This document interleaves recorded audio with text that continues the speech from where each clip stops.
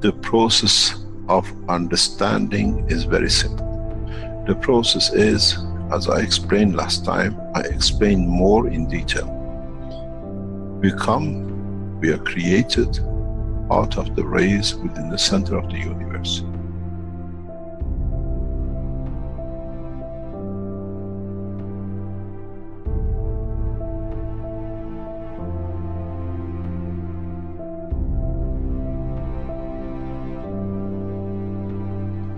In interaction and reduction in strength and division by the strength in certain strength fields, in collection of the totality of the expansion of the universe, some energies, some dynamic fields have come together. Over billions of years, these fields lead to the creation of what we call the sun.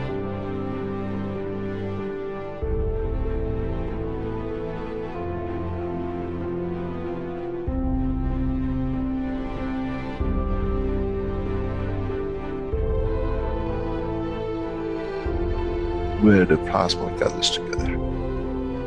The same process repeats again because the sun is the same as the energy center of the universe.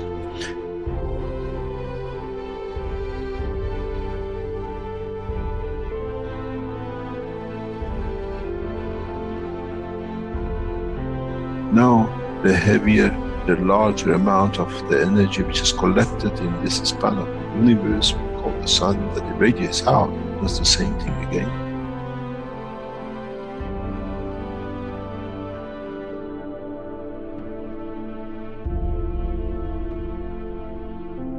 Radiates its fields out, and in interaction with the itself, with the fields of itself, leads to creation of planet.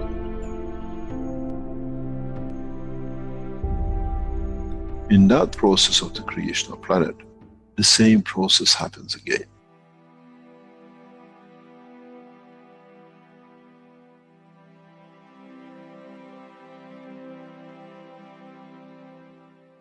In the interaction of the fields of the earth with its environment and cooling and exchange with the strength of the other things in the environment of the space of the solar system, leads to creation of man, cell, matter state.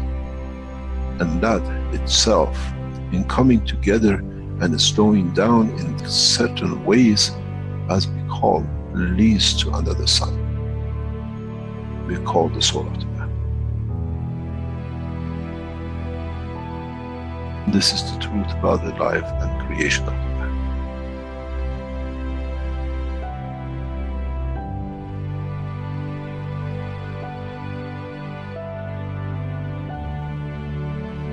But if the soul of the man can understand and absorb and be correct with his conduct, he can become the strength of the fields and carry the strength of the field of the planet which came to his creation.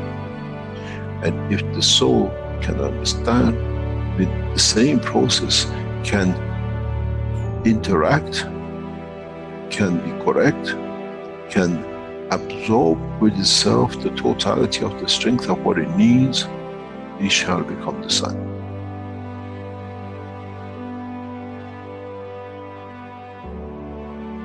And then the same soul has the energy that it can absorb within the solar system, within the galaxy, shall become the center of the universe.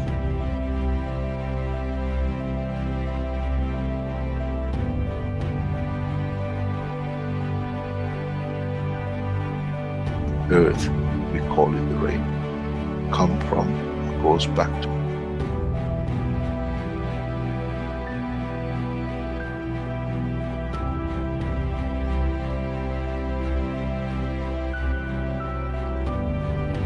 In the solar system, we call it planetary system. We come from the rays, we become the planet, and we go back to the mother.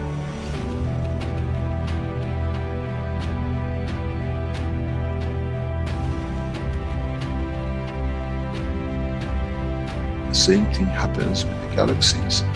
with the solar systems which they get absorbed back in and they chewed up back into the universe.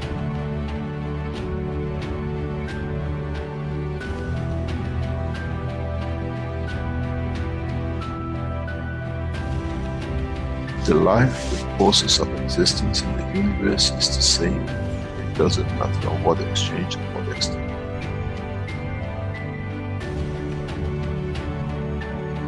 So, what is the man fighting for?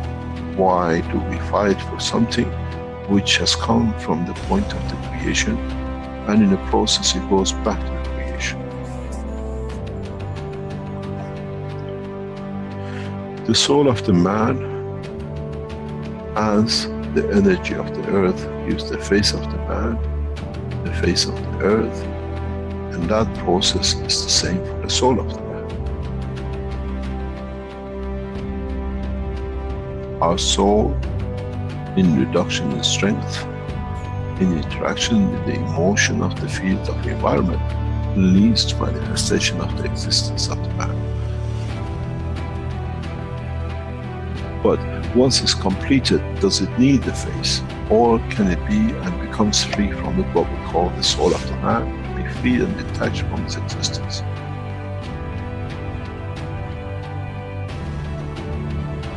Our soul is part of the process of the creation.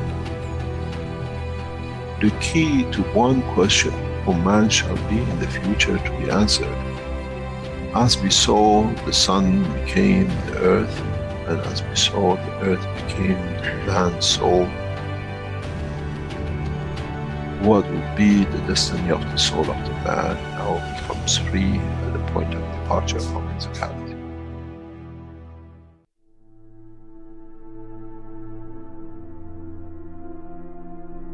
Would it become the sun for creation of another life, or many lives, or correction of lives? This shall be, and this is how it happens.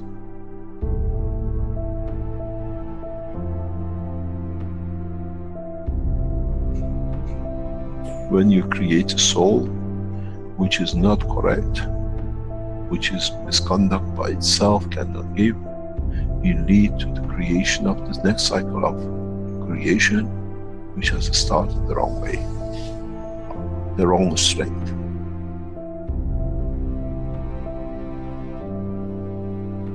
This is one thing the man has never understood. You become the creator of another universe, another cycle.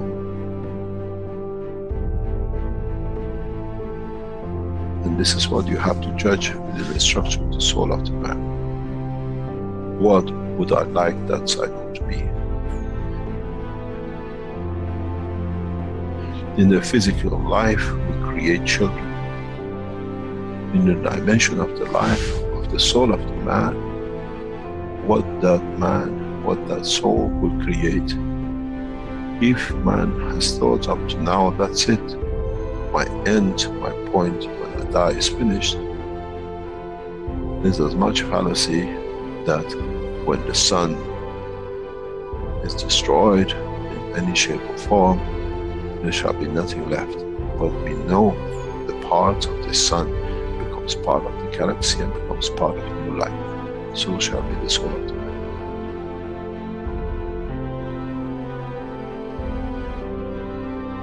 The judgment of the man has to be according to what he sees the future his soul can conduct to be. The day of judgment is for the man, not in front of the Creator. That what my soul judges to be and what shall create.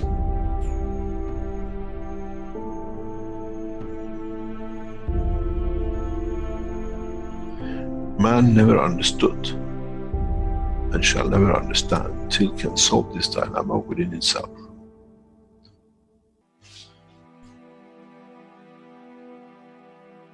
The reality is very, very, very real. And that is, as we've seen, the energy of the galaxy become the sun, the energy of the sun has become the earth, and the energy of the earth has become the soul of the man. So shall be the soul of the man, which is the energy itself, another cycle of life. How can you change when you don't understand? How can you change the process of understanding if you do not understand the process of the creation? Do we need to extend the understanding of the man that what is the future he brings? We care about our children, what education they get, what they wear, how happy they'll be, where they sleep. Now the man has to be careful and consider, what life shall my soul create? Because those are the children of your soul. As we see, the rays of the sun has become a planet and 7 billion children of it. 7 billion unlimited, which is growing. So the soul of the man will go through the same process. How many billions and subdivisions and sub-matter state of the physicality of the man your soul shall create? Would it be the soul of wars and conflict and forever killing? Or would it be the soul of this, let's say, solar system, which is peaceful? This is the truth and the reality about the soul of the man. First of all, as I said many times recently, we never understood that the soul of the man is within the structure of the man.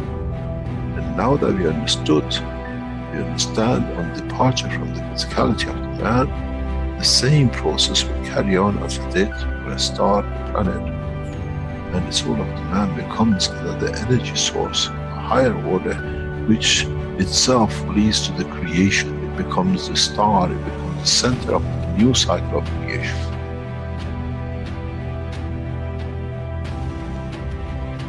This is what the human race has to understand. The cycle actually starts from the point of death and not finishes at the point of death.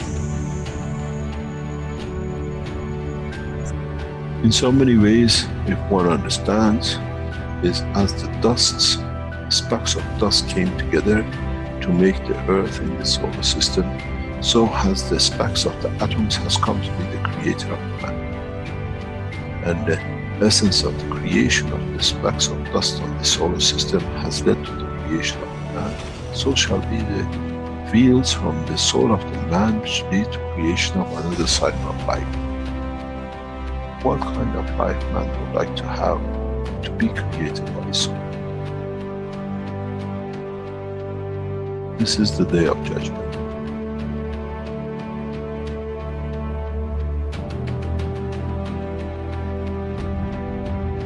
This is what man never understood. Now you have to understand. You have no choice. Up to today you were not aware of it. From today you are aware of it. You are responsible for it. Your conduct has to be to elevate your soul. That in elevating the soul, what you become the creator of stands correct in the conduct of the citizens. We don't give fairy tale. This is the truth about it. As you've seen, the process does not stop with one sun. The cycle carries on.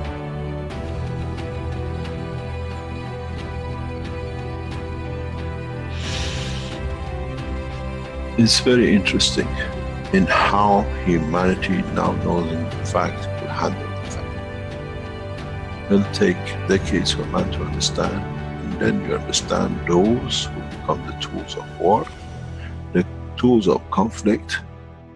They have less, they have nothing to start with. They have to become the dust in the solar systems of the others till the day they learn more, as they cannot create a new cycle through their own soul. This is the elevation of the soul of the man. To be part of the creation of a beautiful life for the next cycle. When you don't have it, you have to become another cell in the body of the structure of the bigger, for you to be just there that you can done when you could have been the soul of the man.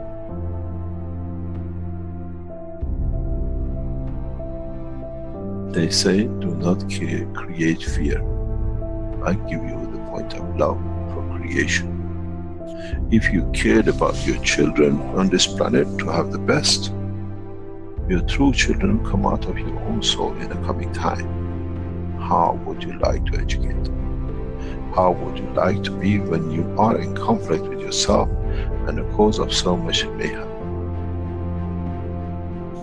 This is the truth, and the man will take a long time to understand, as now that we understand the soul of the man is the operator for the creation of the future extent of the life of the man. Whatever is gathered by the soul at the end becomes its point of reference of its own creation, of its own dimension.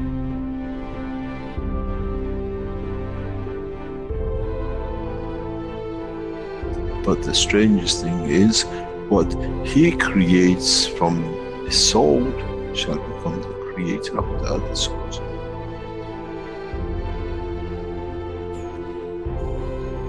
This is the beauty about the creation, and one understands it, understands no limitation.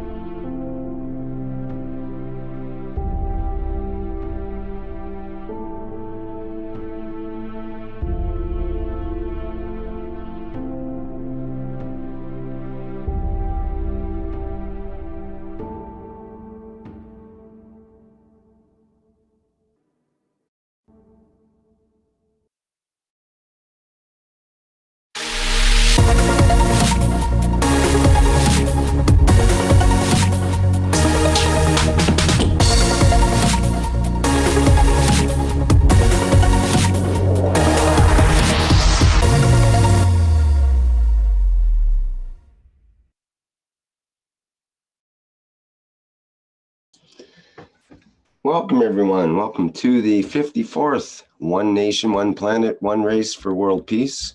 It's Tuesday, October 23rd, 2018. This is a production of the Keshe Foundation Spaceship Institute. It's a public teaching in English. And my name's Rick Crammond as your host today. And we're always joined with lovely Caroline Keshe of the Keshe Foundation. And I believe she's ready to go for today's teaching. How's your connection, Caroline? Are you there? I am, and I'm making my coffee ready to start. Okay, very good. Your coffee and your pot of tea is going to be a beautiful session. Very what good. What are we starting with today, Rick? Well, we have the commandments that we are progressing with. We've been through several of the commandments in the last shows, and I guess I can bring that up now. And did you want to also discuss about the actions and the concepts of the core team, what's being developed through that? Or do we leave that till later, perhaps?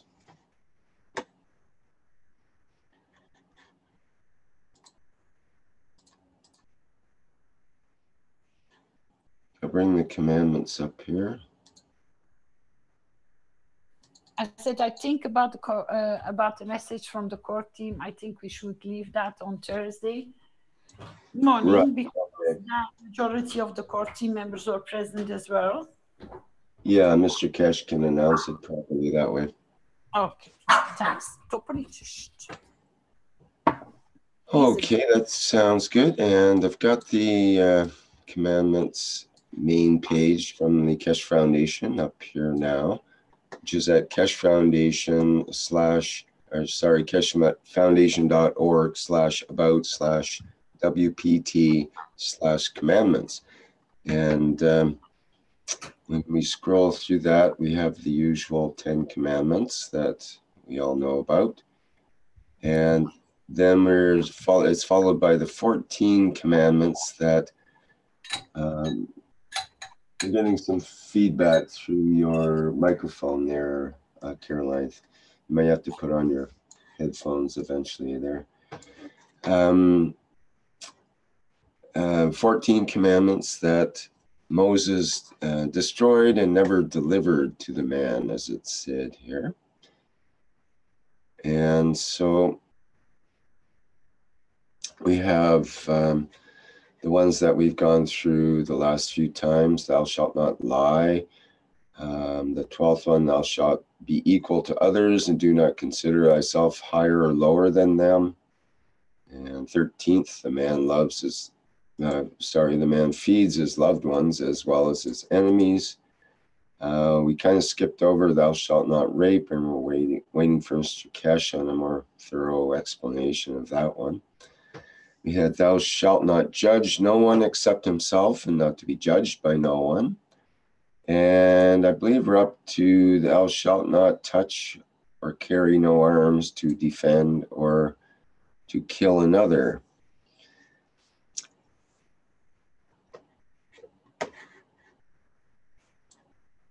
So is that the one that you would you proposed to talk about today, Caroline? If that is the one after last week, yes. Yes, that's the one we brought up, I believe, toward the end of the meeting there. Okay, if you can repeat it again, please. It's the 16th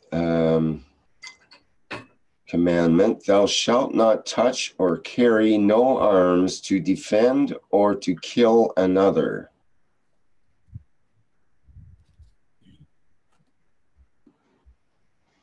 What would be your first input, Rick, on this one?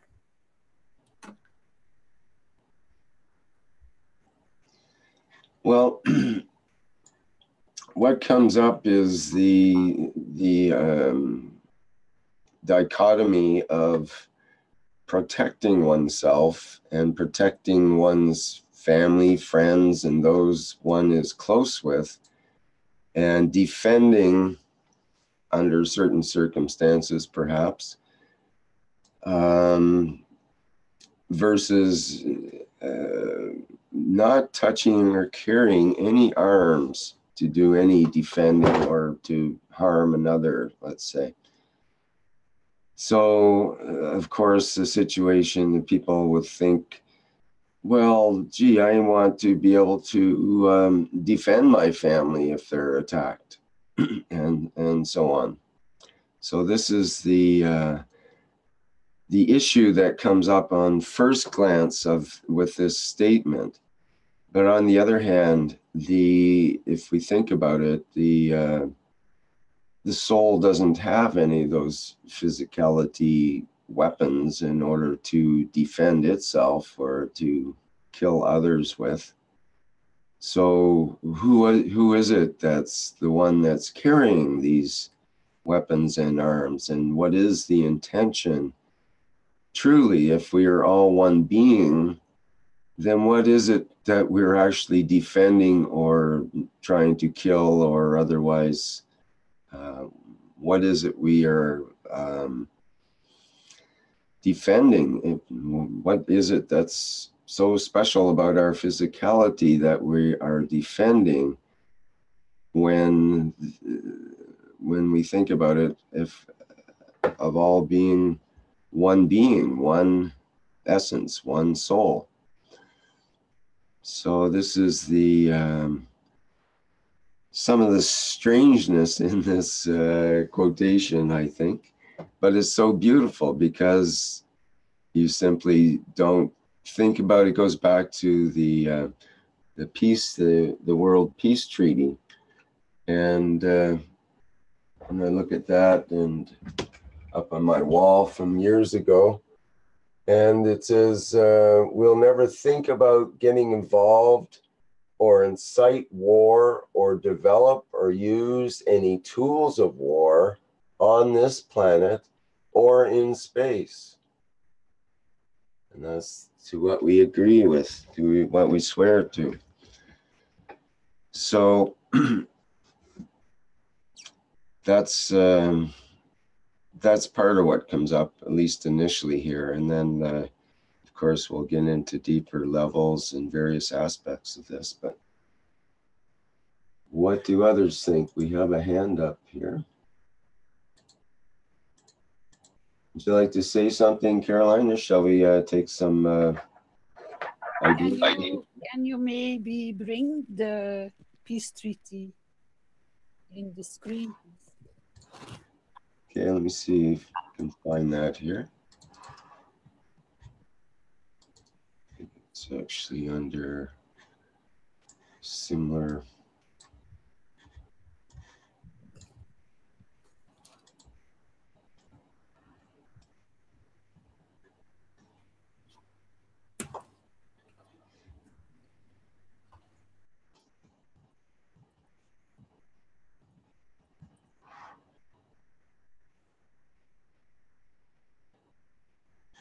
Okay, I'll bring that up.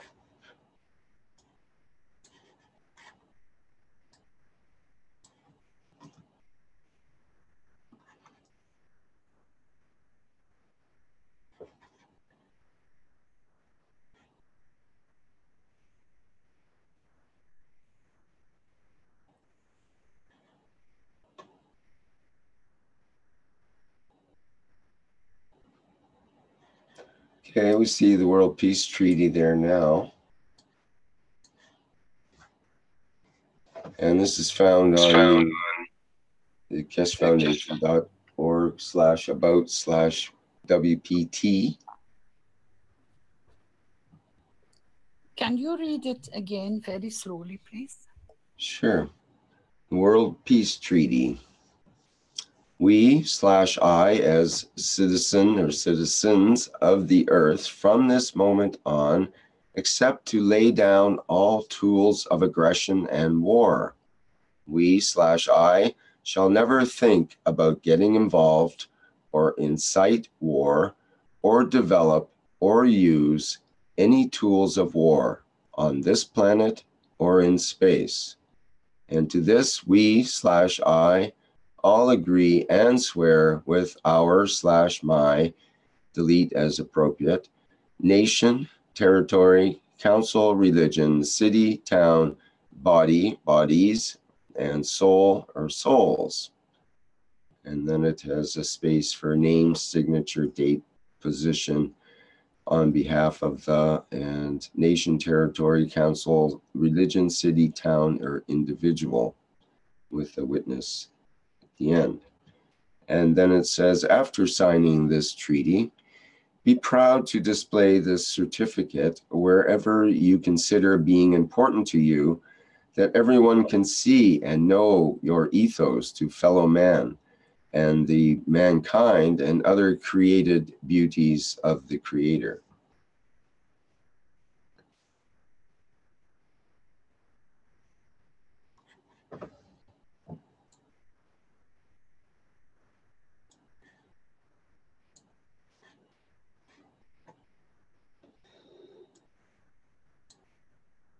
Okay, any comment on that, Caroline? Or shall we hear from Dimitri? This shows, as Mr. Keshe says, it always reflects back on you. It's your decision, it's your positioning towards your agreements, your respect. This agreement is only you. It doesn't ask your neighbor to sign. It doesn't ask your brother to sign. It's only asking you to acknowledge, to respect. And once you have signed this is your bond. Mr. Keshe said once in his teachings, he said, if you only knew how beautiful the other side is, you all kill yourself. But he said, it is forbidden to kill yourself.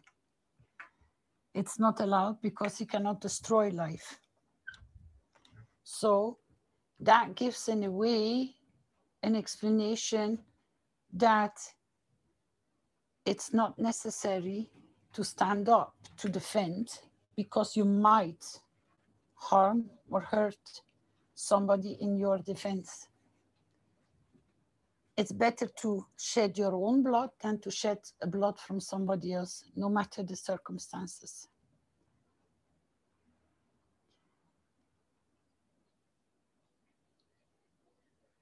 Did you understand that in the teaching, Rick?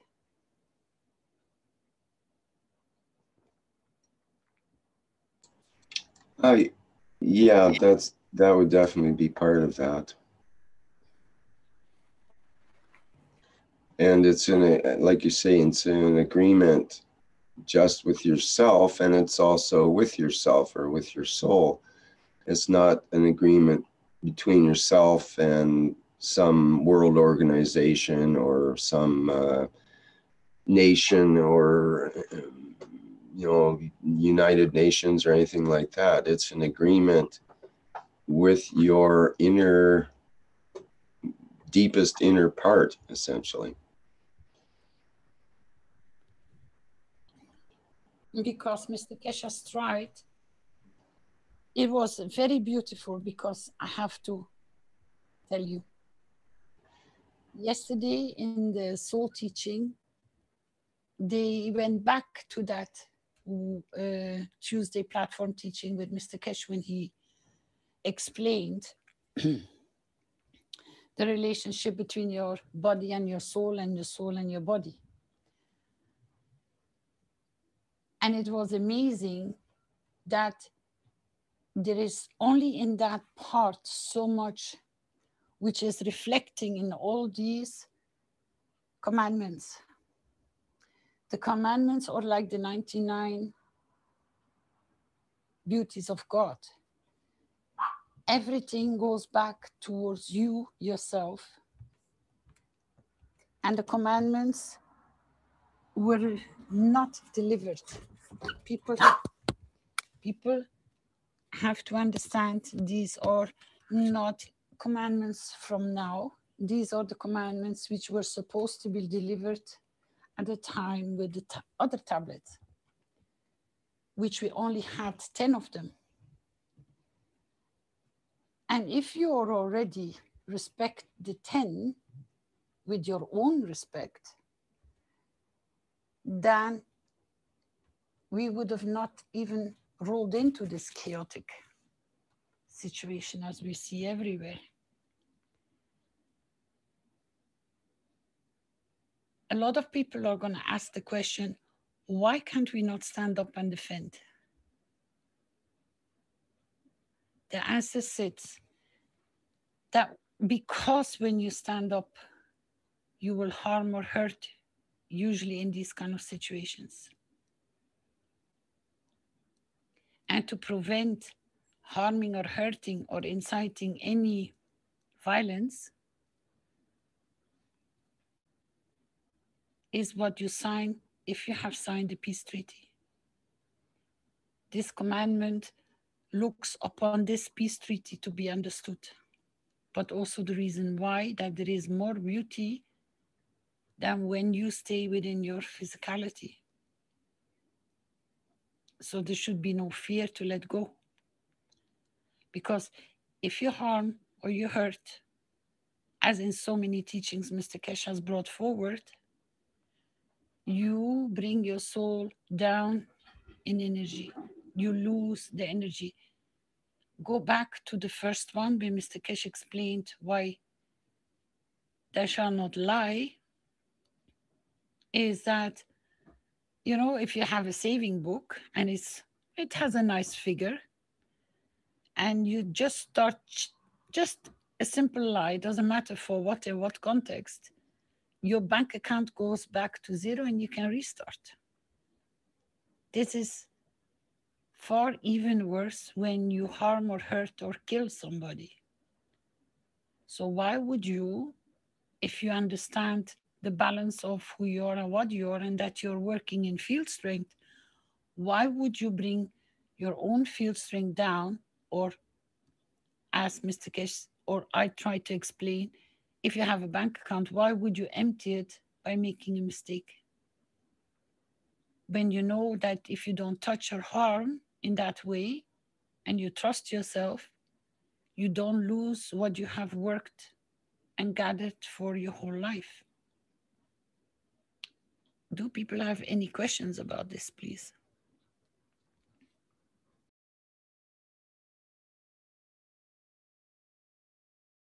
Oh, we've had Dimitri with his hand up. Maybe we could see what he has to say. Go ahead, Dimitri. All right, Caroline, thank you. My question was to last word on that commandment, but the last 4 words on the World Peace Treaty have answered that question. Created beauties of creator. And if we can just jump to the commandment, please, Rick.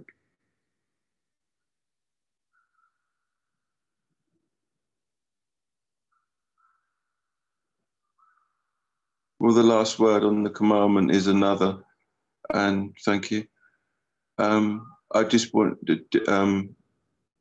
some detail, descriptive on what another refers to. It's quite open.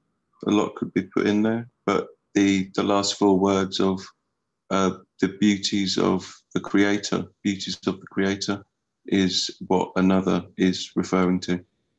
Thank you.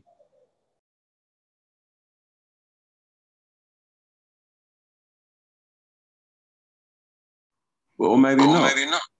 I don't understand where you're going. Can you repeat, please? Can you ask a question? Yeah, so the commandment is thou shalt not touch or carry no arms to defend or kill another.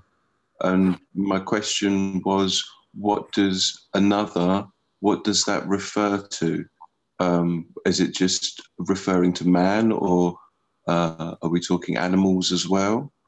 But then on the World Peace Treaty, the last 4 words of that are quite inclusive, referring to the beauties of the creation beauty of the creator. That's what, to me, another is referring to. I don't know. Is that what it's referring to or not? It means I just brought the peace treaty up because not many people know, and that is an animal, any animal, will not attack if you stand firm in your trust and in a peaceful manner towards the animal. The animal will not touch you. So all life form that is the beauty of the creator shall not be harmed or killed.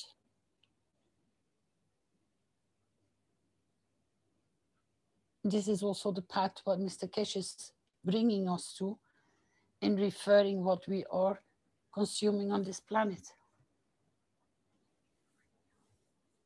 Because he's given you all the tools, not even to kill a grain of rice or to crunch a leaf of salad or to pick a flower or to kill a cow or a pig or whatever you would consider a life form which carries a soul. The worst one, which he referred to in so many, and especially at the beginning of his teachings, was the worst thing they don't understand in the universe is why useless killing is going on. Why shooting somebody for the sake of shooting because you have a disagreement or you have a property dispute? For the universal community, that doesn't add up. And this is exactly the behavior of mankind, which in stages, Mr. Keshe is maturing through the teaching and through the way we are understanding and absorbing the teachings. We slowly start looking and analyzing every step we take in what we consume, how we consume it, to pay already more respect, to avoid certain things. It's not only for you to go out and to, you know, when a robber comes in and you're going to smash them down or you're going to shoot them down. No, it's the totality and how, in respect, how you behave. Because if you never pick anything up to harm nobody, then you will never have to defend nobody in that matter also. So the awareness is, if you go and look in the Universal Council Charter for Mankind, there is very extensively explained how the behavior of a human person with his soul should behave. The peace treaty was one of the first things that was launched, and I asked a lot of questions to Mr. Keshe about this.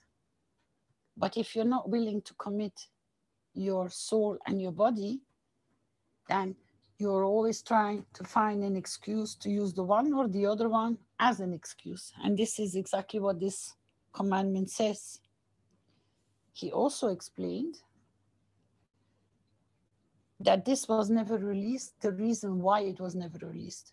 So you also have to understand the history why it was never released, but why it is so important to understand in the context of today, through the understanding in connection with the physicality and the soul, how you can conduct yourself in either not to choose and not to do. Anybody else has any questions or sharing? Or where they make themselves a decision where they were faced with this kind of problem?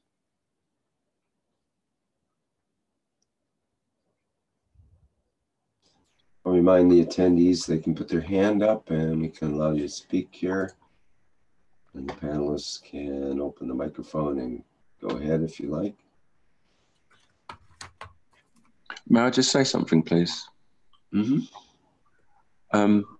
The reason I asked about animals with being another, I live deep in hunting territory, if you call it that, the land around where I live, and people pay a huge amount of money to whoever, I'm not sure, but maybe the government, or if they have a hunting federation, I don't know, whatever, to go to walk around the land and shoot animals.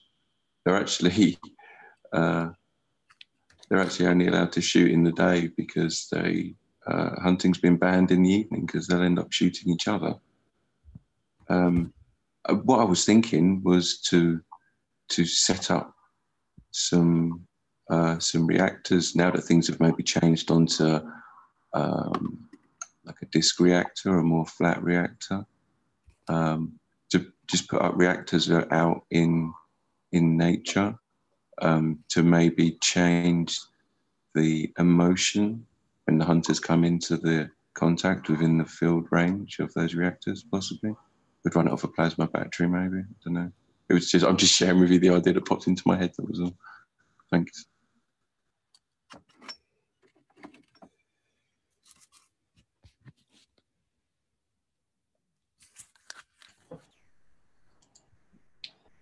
Thanks, Dimitri. So there's an idea of setting up reactors to change the environment, the emotion of the environment.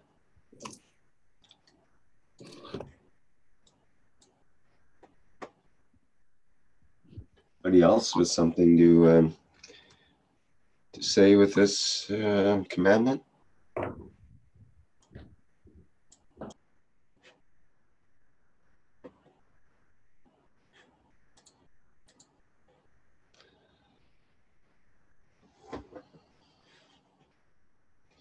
think the other part that went with this originally with Mr. Keshe was, so thou shalt not touch or carry no arms to defend or to kill another. And the reason it was left out is because apparently Moses wanted to carry arms in order to carry out his what he wanted to do, his wishes.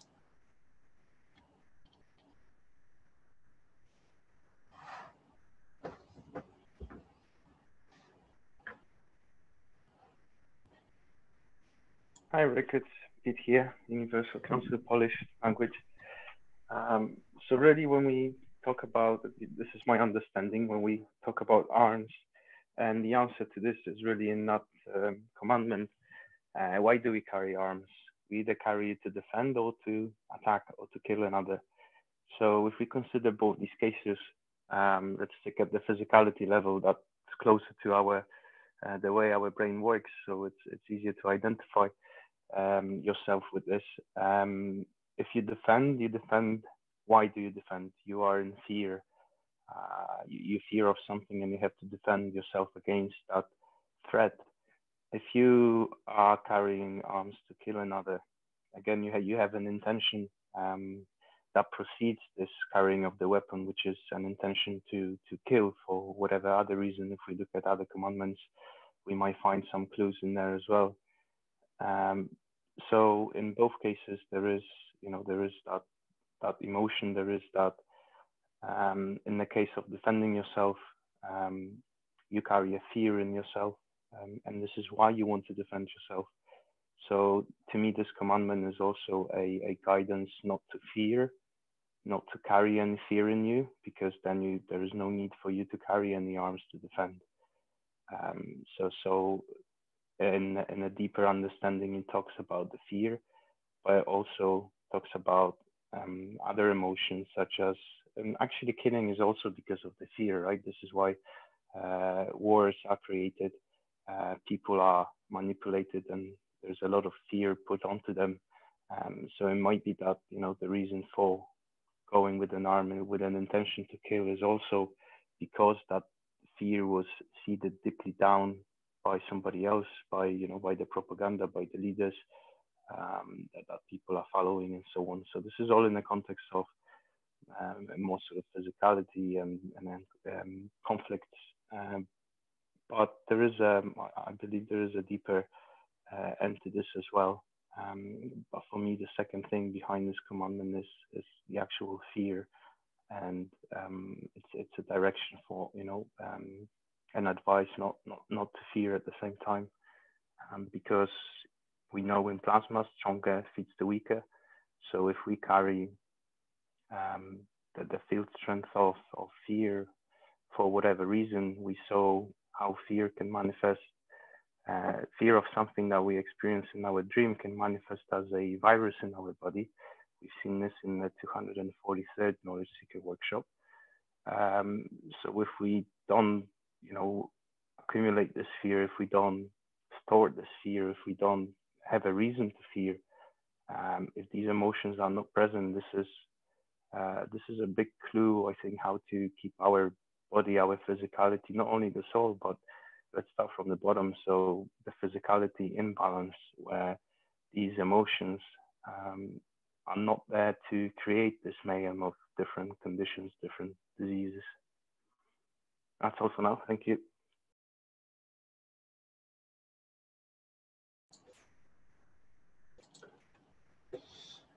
Okay, good point, Pete. The idea of fear. Fear is as a basis of why it is we defend or some circumstances wish to kill another.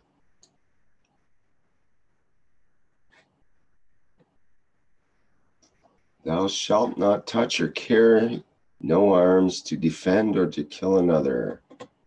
More comments? Let's have a look and see if anything is in the in our streaming comments here.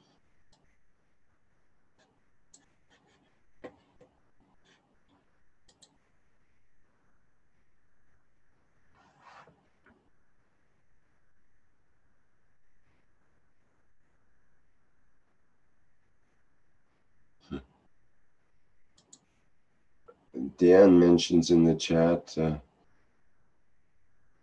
every time I ate, I killed a bunch of souls.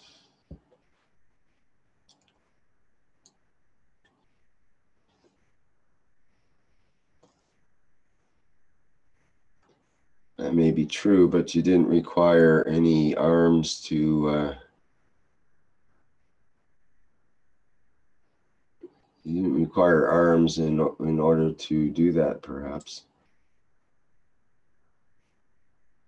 Rick, this is Moshfek. How about knives and forks? I was just going to say, there is knives, so and they are sharp. And if you're a celery, it may hurt.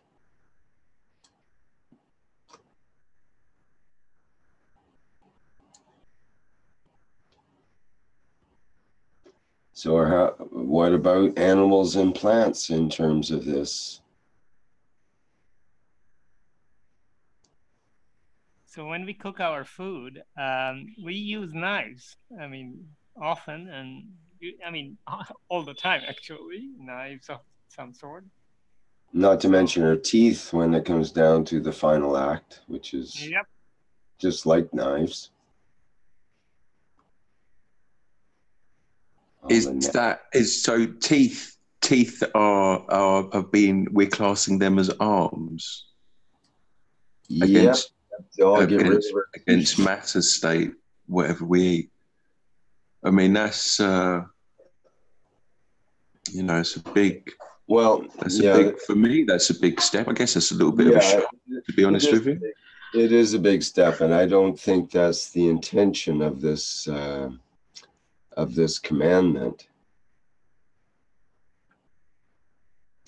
Because we're talking about something that's on a different level. I mean, yes, it's probably possible to defend yourself or to kill another with your teeth and nails and other body parts and arms and legs and all the things that we use for martial arts and all the fighting things. But on the other hand, it's not something that's touched or carried in order to defend.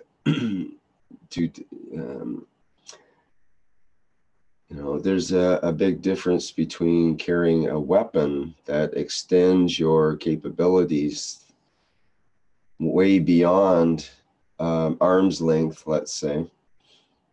And I was thinking of this the other day. Maybe all wars should be limited to sticks and stones.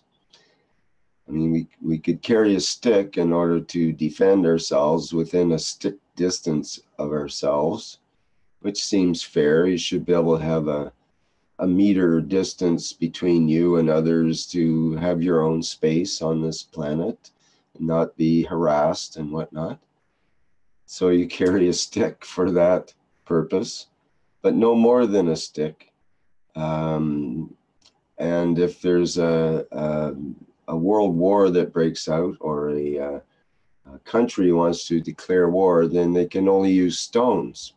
And that gives them a stone's throw away that they can carry their wars on with. So it would have to be on, if they still had borders, then they can only throw stones so far, maybe 100 meters, let's say. So there'd be a no stone zone in the middle where the stones wouldn't go far enough, and people would stop throwing stones because they realized that they couldn't reach their enemy anyway. And maybe it would seem kind of foolish at that point. I don't know. Throwing that out there is a thought that occurred to me recently, that perhaps that should be the limit of any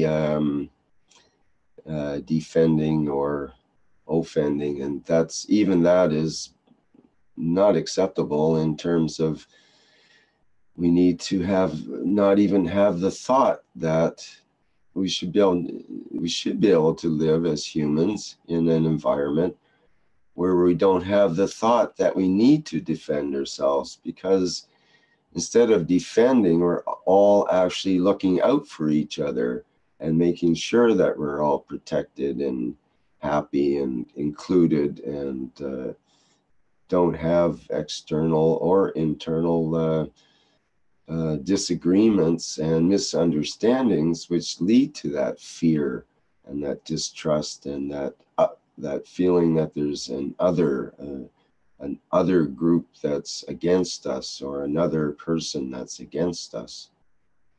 And if we actually come to understand that group or person, just by the meaning of the word understanding, to stand under means to actually know and understand and be in agreement with why the other person is the way they are. And once there's understanding, there is no more fear, there's no more misunderstanding, because that's what it's all about, is knowing and understand the other person's point of view. You may not totally agree with it, but you can understand it, and that's the difference that we get through communicating. My point of view, one point of view. Okay, what else do we have here that someone can bring up to enlighten this subject?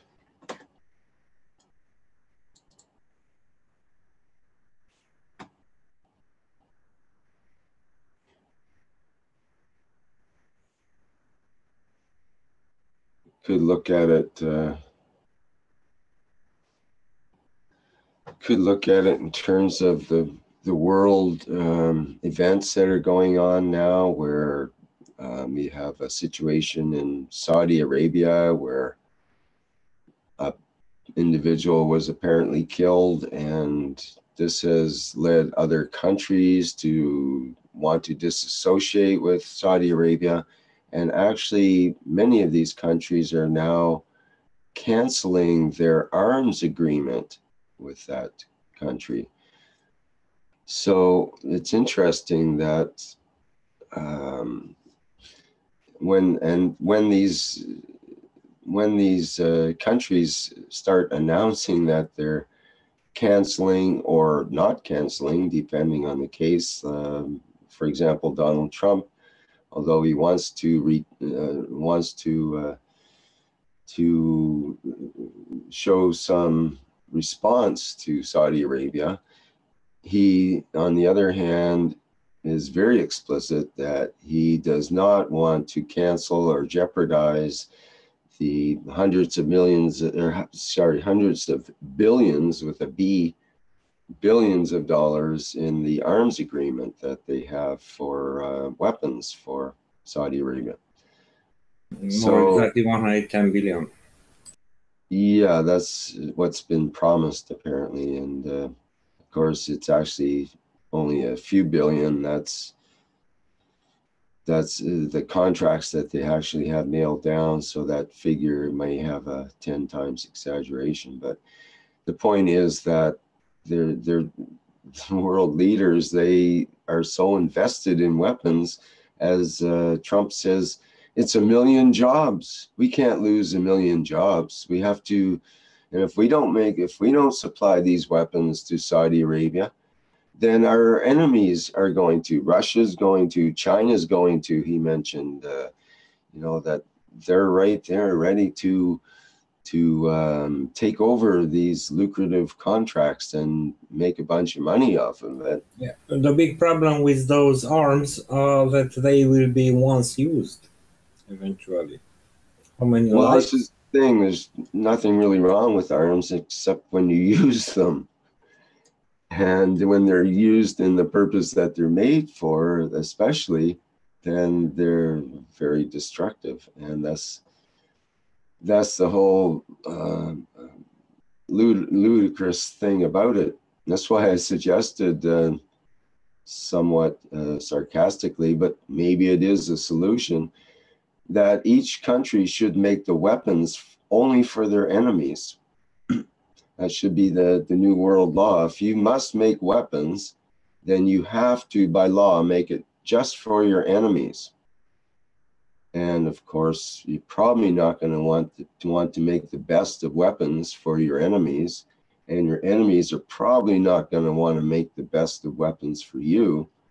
So you may be a little hesitant in using those weapons. But hey, the idea is that there is jobs. And this is the main thing that keeps getting, the main theme that keeps being run in their heads is we got to have jobs, we got to have money, got to have an income for people, got to make those weapons. It's jobs. And so with my plan, there'll still be the jobs. Everyone will be happy making tons of weapons for others. And you're doing it for others instead of yourself. So there's a nice way of service there. And all the weapons are out there, but no one's using them because, number one, it starts to look like a foolish idea to even make weapons to use against another. And especially when you can make them and make money and not use them against someone else. And hey, you have no wars. People are healthy, people are happy, and you're making tons of money off of it all. There's probably better products to make than weapons and that kind of machinery. But for those families and people that can't make that transition to just stopping the killing, at least it's a transition that they can still keep making the weapons that they've made for centuries, because it's the same families tied in with the weapons for many centuries now. And this gives them a sort of a landing platform. They can still make the weapons. We could make another stipulation. Yes, you can make the weapons. You just can't make the bullets for the guns, and you can't make the ammo for your bigger, weapons, and your nuclear bombs actually won't work because they don't have a detonator in them, let's say. So none of the weapons will work. But you can still have the latest and greatest and fastest and bestest and, announce it all and say how much money everybody's going to make from it. But just keep away from the killing aspect. Pretty simple, I think. I don't know what's wrong with that plan. I think we should have the United Nations announce that. It might be fine. Rick? For that transition period. Yes? Hi, it's Peggy. I just wanted to add to your thoughts here of the flipping the direction of the sale. I'm in the United States. Yes, global capital of all weaponry.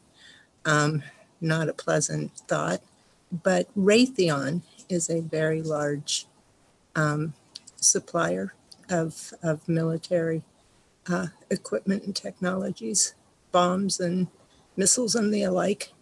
And I have for years envisioned Raytheon becoming a wind chime factory. They want to make noise and movement. That would be a great thing for their facility. But the thing that I have run into in this country, for example, people that may not want to have firearms, is that let's say that they personally don't own them and a parent or a grandparent passes away, and then they're left with the choice of, okay, do I sell these to someone else? Then you don't know what will happen to it in the future, how it will be handled, or you can hold on to it. You legally in the United States cannot disassemble and make a firearm to be completely inoperable.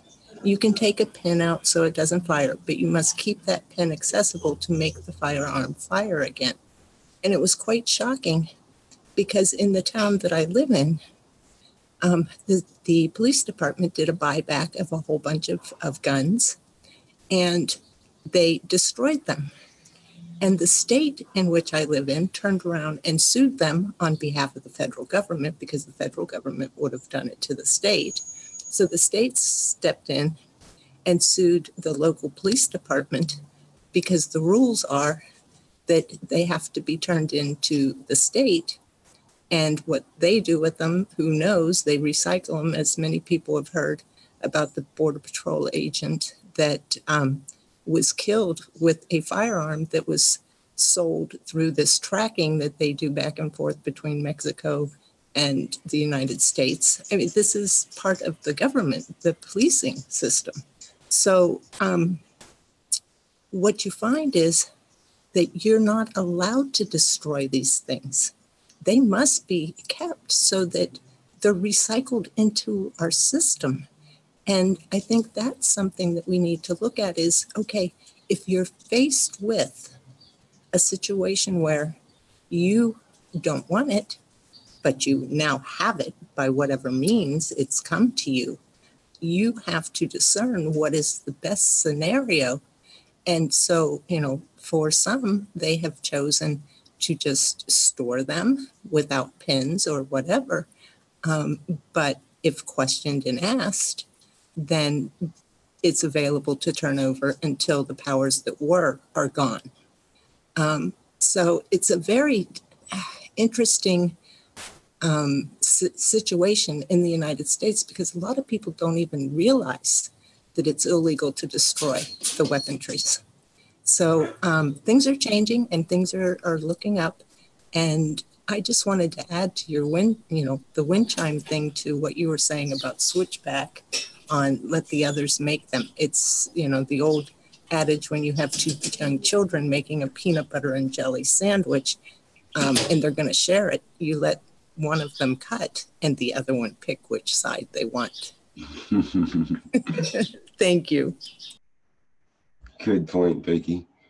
I'll point out that in the commandments, thou shalt not touch or carry no arms. So it doesn't mention that you can have a gun stashed in your grandmother's gun, let's say, stashed away in the attic with the pin removed, or maybe even encased in concrete, just to be sure. But it's not touched or carried is the idea, so that it is in effect not part of your world, not part of what you wish to use for defending or killing another and so on. It might be better to be totally more than out of sight, out of mind, just totally gone out of one's life. But at least being out of sight is one step toward, not touching or carrying the arms. They have to be touched or carried in order to be effective. Okay, we have Chao with his hand up here. Maybe. Hello, Rick. Hello, everyone. This is Chao from UC. When I first saw the commandment, it makes sense to me that we should not touch or carry the arm to kill another one. But it sounds strange for me that we cannot use the arm to defend ourselves. And so I have a question here. And then I thought of one story of Buddha. In Buddhism, that everybody has many lives. And what I'm talking is in one life of the many life of Buddha. At that time, he is like a monk or kind of that. He was doing meditation. And a king came for hunting. And for some reason, the king got angry with Buddha. And so the king raised the sword and used the sword to cut the arm and then the leg of Buddha. But Buddha did not do anything. He did not use any weapon to defend himself. Neither he didn't run or cry. And what he was doing is just bearing the sufferings the king brought to him. And then the Buddha showed a miracle to the king that the arms and the legs were reborn and so it means he did not get any damage and everything is fine. And so when I think about this story, that I ask myself that why the Buddha did not defend himself. Is that because the body, I mean, the physical body does not mean anything to him if he was reaches the soul level. He can use the power of the soul to reborn any part of his physical body. So he does not worry about the damage to his physical body.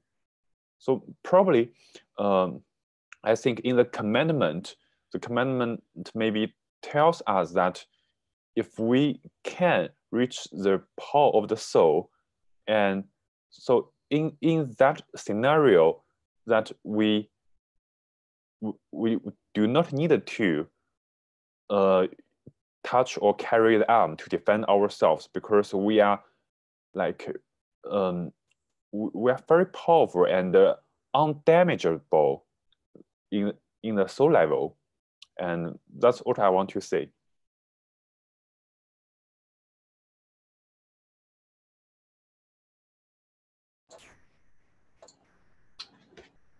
Okay, thank you, Chao.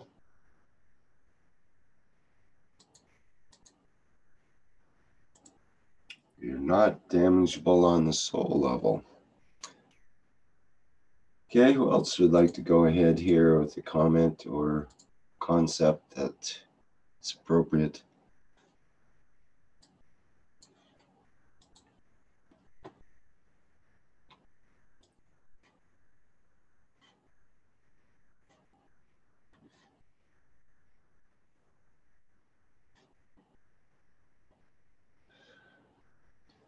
Can anyone think of a circumstance where it would be okay to break this commandment? Is there a circumstance you can think of that it's okay to carry arms to defend or to kill another? Is there some circumstance where it's okay to kill another human, let's say?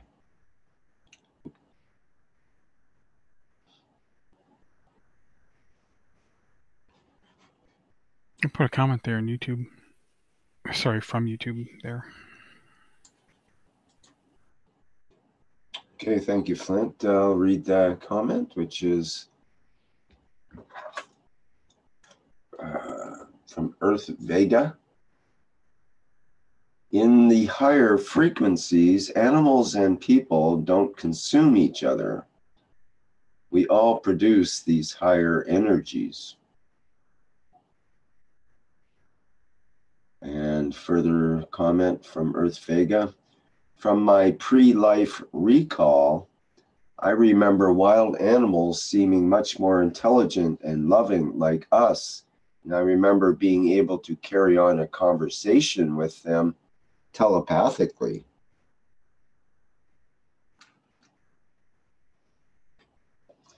And further comment from Earth Vega. Fear was taught to humans by an anomaly of dark beings that feed on fear.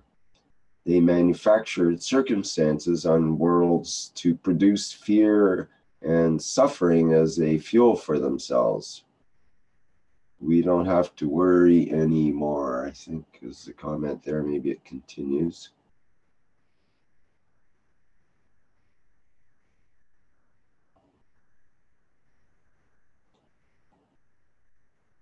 So what about that idea? In the higher frequencies, animals and people don't consume each other.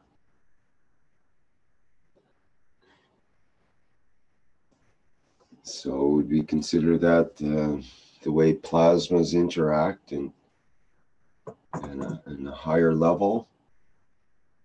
Rick, may I just quickly digress off of what you were just saying then? Mm-hmm. You know, how do you say to, you know, someone, to a country that is possibly, you know, going to be attacked, it's going to need literally to defend itself.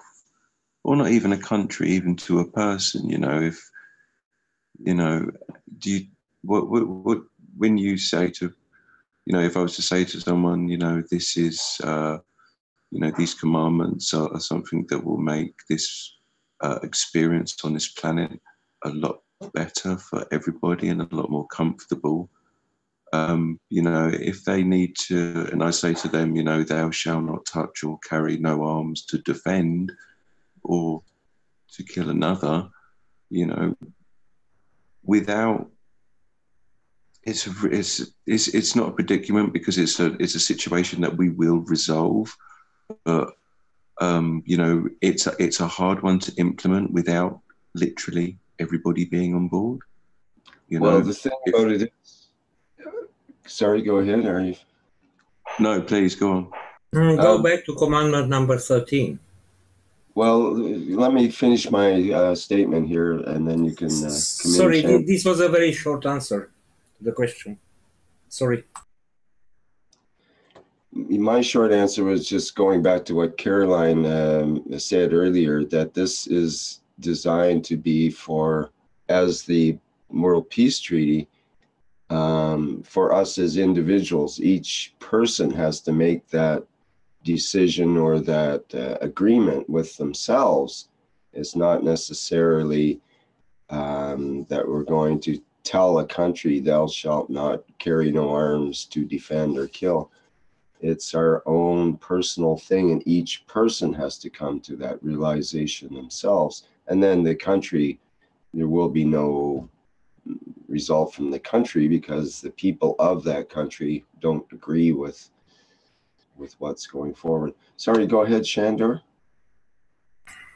As an answer to the previously said question about how to defend, I suggest read again the commandment number 13.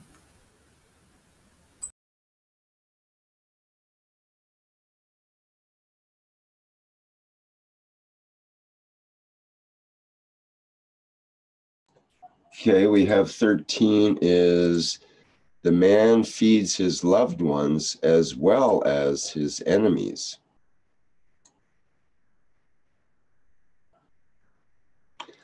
So that's... It may sound controversial, it may sound very controversial.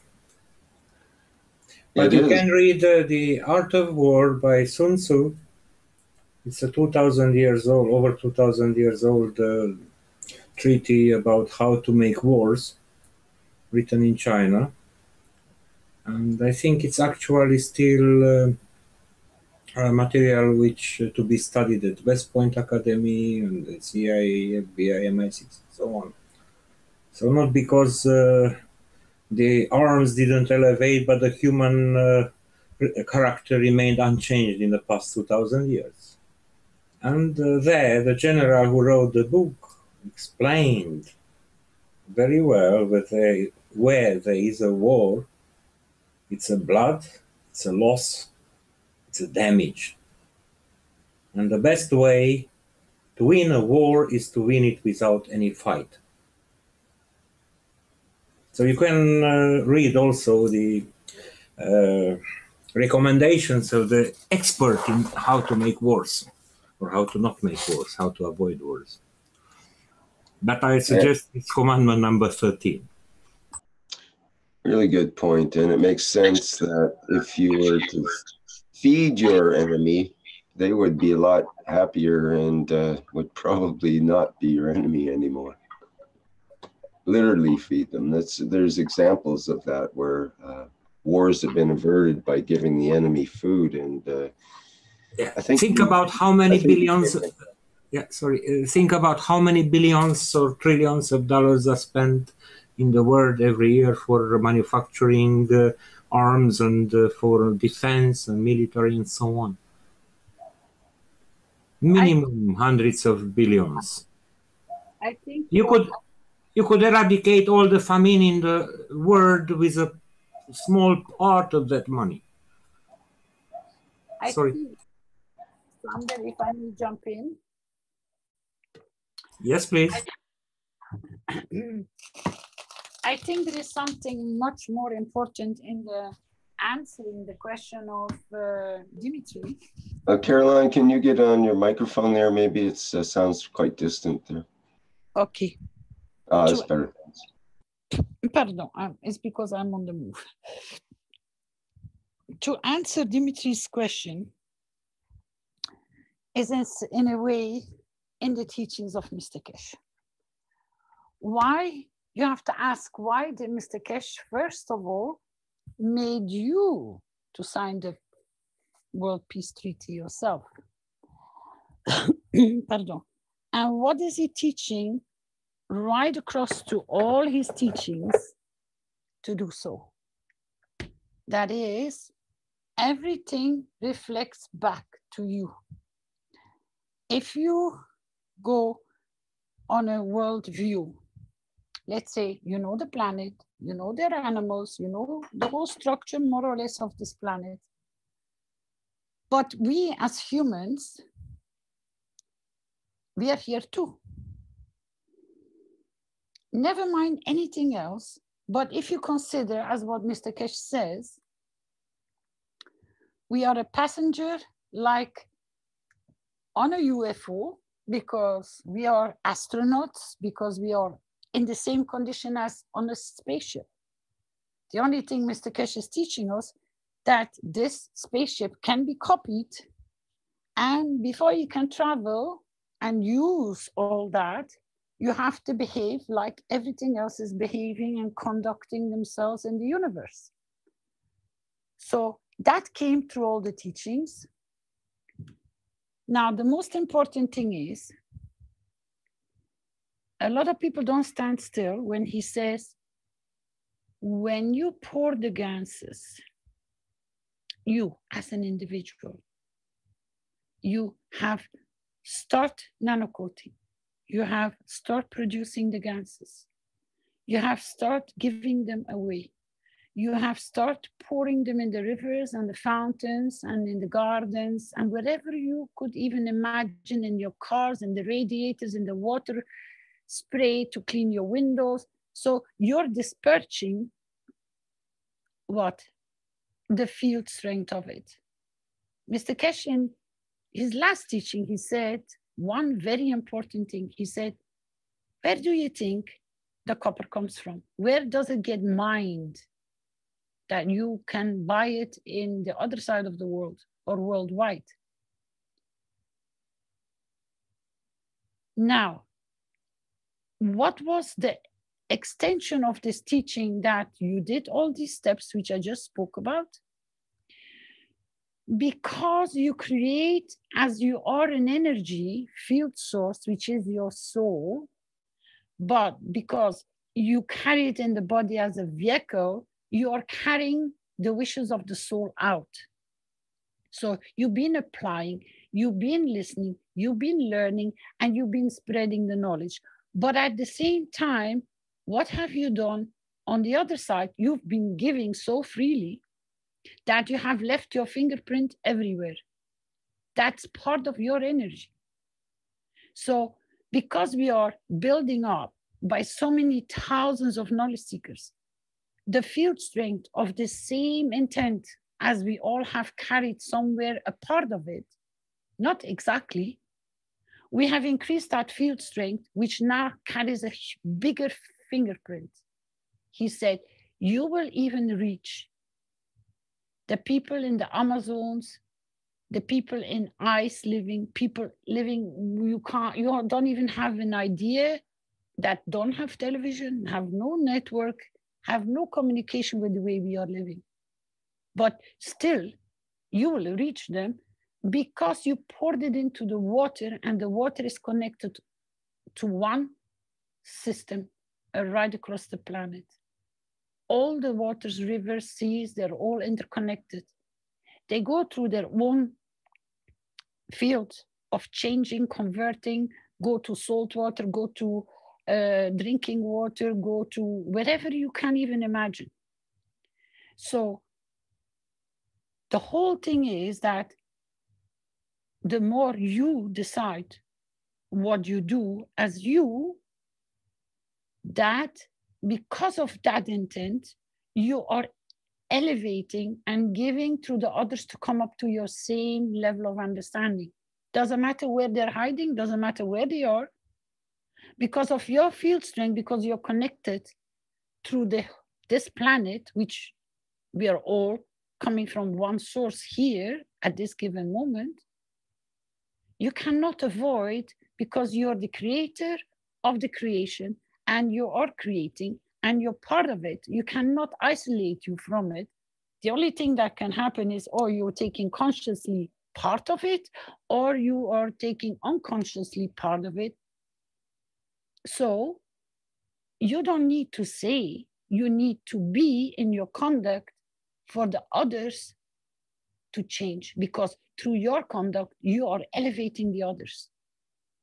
So if you can sign the World Peace Treaty, and the more people that sign the World Peace Treaty, your energy field strength in that purpose to serve for world peace then elevates the ones which don't even know you exist.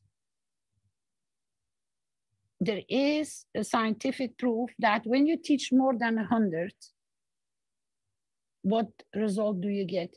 You elevate. Every time you add another 100, you elevate. You go into a higher and a higher and a higher field strength. We call it field strength. They call it knowledge. Humanity jumps in development, in scientific level, in everything starts suddenly popping out of nowhere.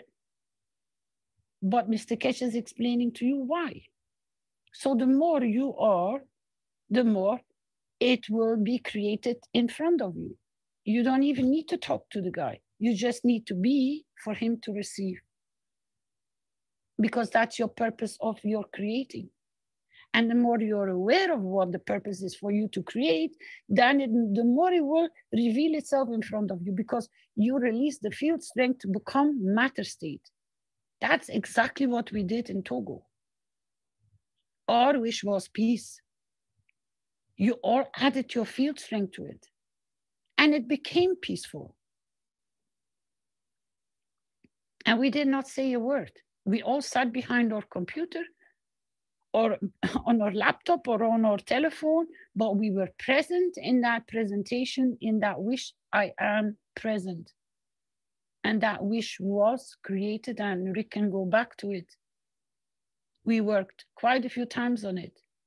Within a few days, we had the results. So you don't need to go and say anything. You just need to be for it to be able to be manifesting in front of you. That proves that you are a creator. So all these commandments are the guidelines to be. That's your decision point. And every single one. Thou shalt not lie. Why? Because if you stand in your truth, then the other one can receive your truth. If you lie, then the other one will start walking and working with something which is not correct. But the source is you. So everything and every commandment and everything on this planet goes back to you personally, and that is your decision right. But at the same time, we said it quite a few times, you stand in front of all who was here before you, because you came through that line. You have, I explained it in my private teaching, I think. If you realize and stand still, my great-grandparents were in their 90s. I met them because I am from the first-born girl generation. So I have met my great-grandparents on my father's and my mother's side. I've met my grandparents on either side as well. They were brought up in the First World War. My grandparents were brought up in the Second World War. My parents were just getting born after the Second World War. I am the first child to enjoy the richness and the beauty of peace. at least from where I am. It's not for everybody, I know. But if you look, I'm the first peaceful generation on this side of the planet. And everybody goes so, whatever they are saying. I'm living in the most beautiful time of my family period. My parents got to know the television, the first radio, the first washing machine, and I got to know the first computer coming into the market, and the rest you all know what we are using. This jumping had to come because otherwise Mr. Keshe would never be able to reach all of you worldwide. And there is sufficient enough knowledge for it then to reach you. Now you can imagine how beautiful you are to be today present here and make the statement, I signed my World Peace Treaty. I'm part of the change because you can. You don't need to talk, you need to be. And if you're peaceful, then everything turns into peace.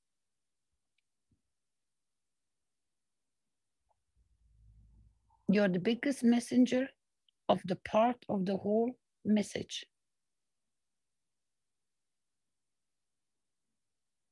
These commandments have only half the receiving of the information why they were not there earlier. Not to make the same mistakes. And they're not for your neighbor, they're not for the other side of the world, they're for the knowledge seekers which are present because they are sufficient enough to change the energy field, to change the whole environment. That's the beauty of what you carry if you take that decision and you make that decision to be. That's why you never need to convince anybody else about the knowledge. You be the knowledge, they will come to you and ask, what are you doing? And then you will open the doors. Live it, be it, because you are the creator.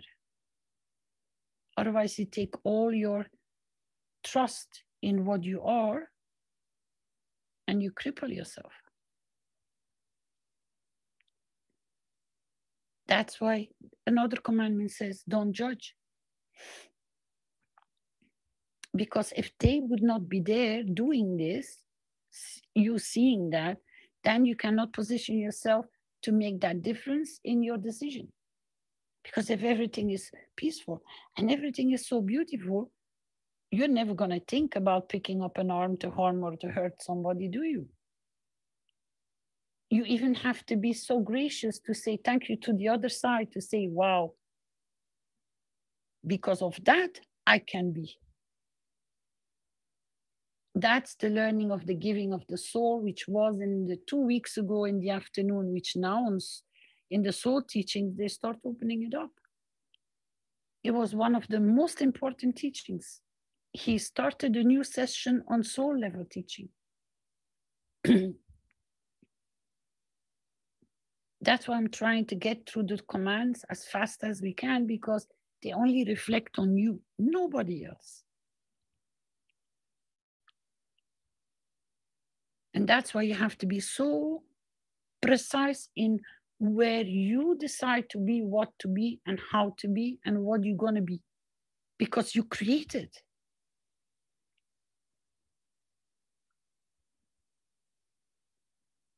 You think that you were not part of that peace in Togo?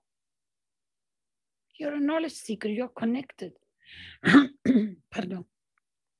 Because we are all working in the same direction of world peace, we're in our work on our day-to-day base, we are conscious, unconscious, even continuously busy with that target, world peace. It just keeps on ringing because it gets repeated sufficient enough for you not to lose the focus to divert away from it.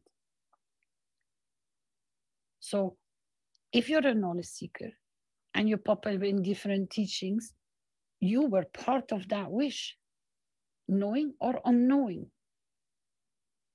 because you're already part of the structure, because your fingerprint is already in it.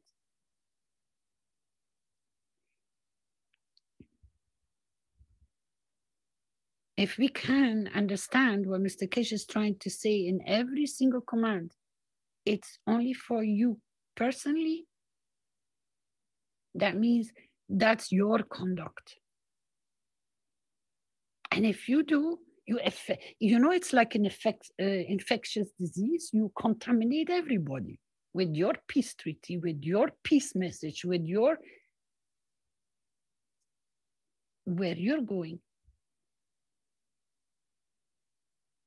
And I know that all the knowledge seekers always feel very good when they make certain decisions or they get a click. Wow, now I understand. Now I'm going there.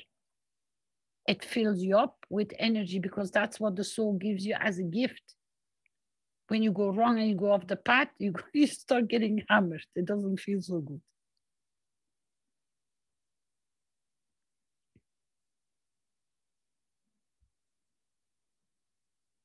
There's so many, how do you call them, expressions, saying, old says, even towards this one.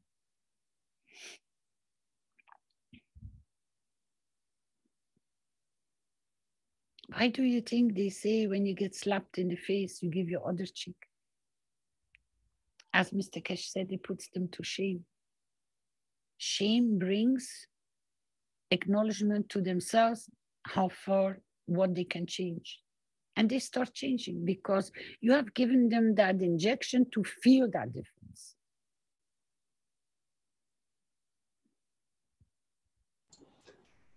Caroline, I have a story about that came to mind in the last 10 minutes or so. It just keeps coming up in and playing it back in my head of an early childhood experience I had. I was probably, let me see, maybe 8 or 10 years old or something like that.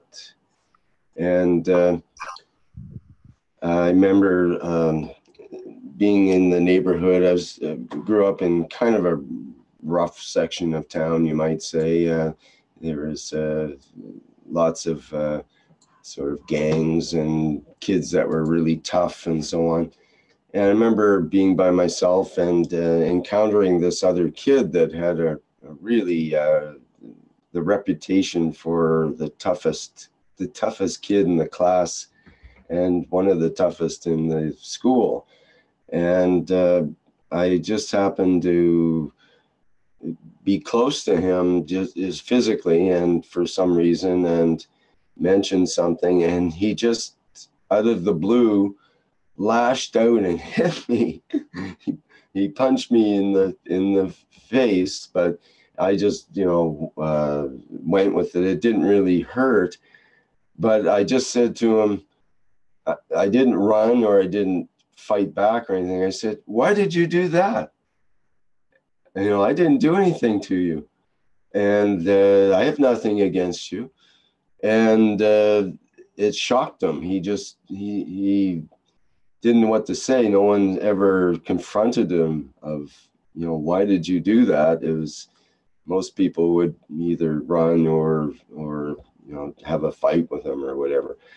And I basically turned the other cheek, but like you say, it shamed him in a way that he just came clean, and he said something like, he just kind of turned his eyes down and just said, "Well, my father hits me and I just have to, this is just what I do. I'm just really upset. I'm angry," something like that. And explained and just blurted out that he had these issues that made him the way he was. And I instantly understood where he was coming from, that his conditioning made him the way he was. And he understood that I had some compassion for that somehow. And out of that strange little experience. We ended up not being close friends, but friends for years from then on. And, you know, he would, there was no friction between us. We had an understanding from that one experience, because I didn't fight back and I didn't run. And I just confronted it and, you know, asked, what's up? You know, and without being angry at him or confronting him, just very directly. And it required that person to open up to, because of this shame, I think, this realization that when we see our physicality, when our soul sees the physicality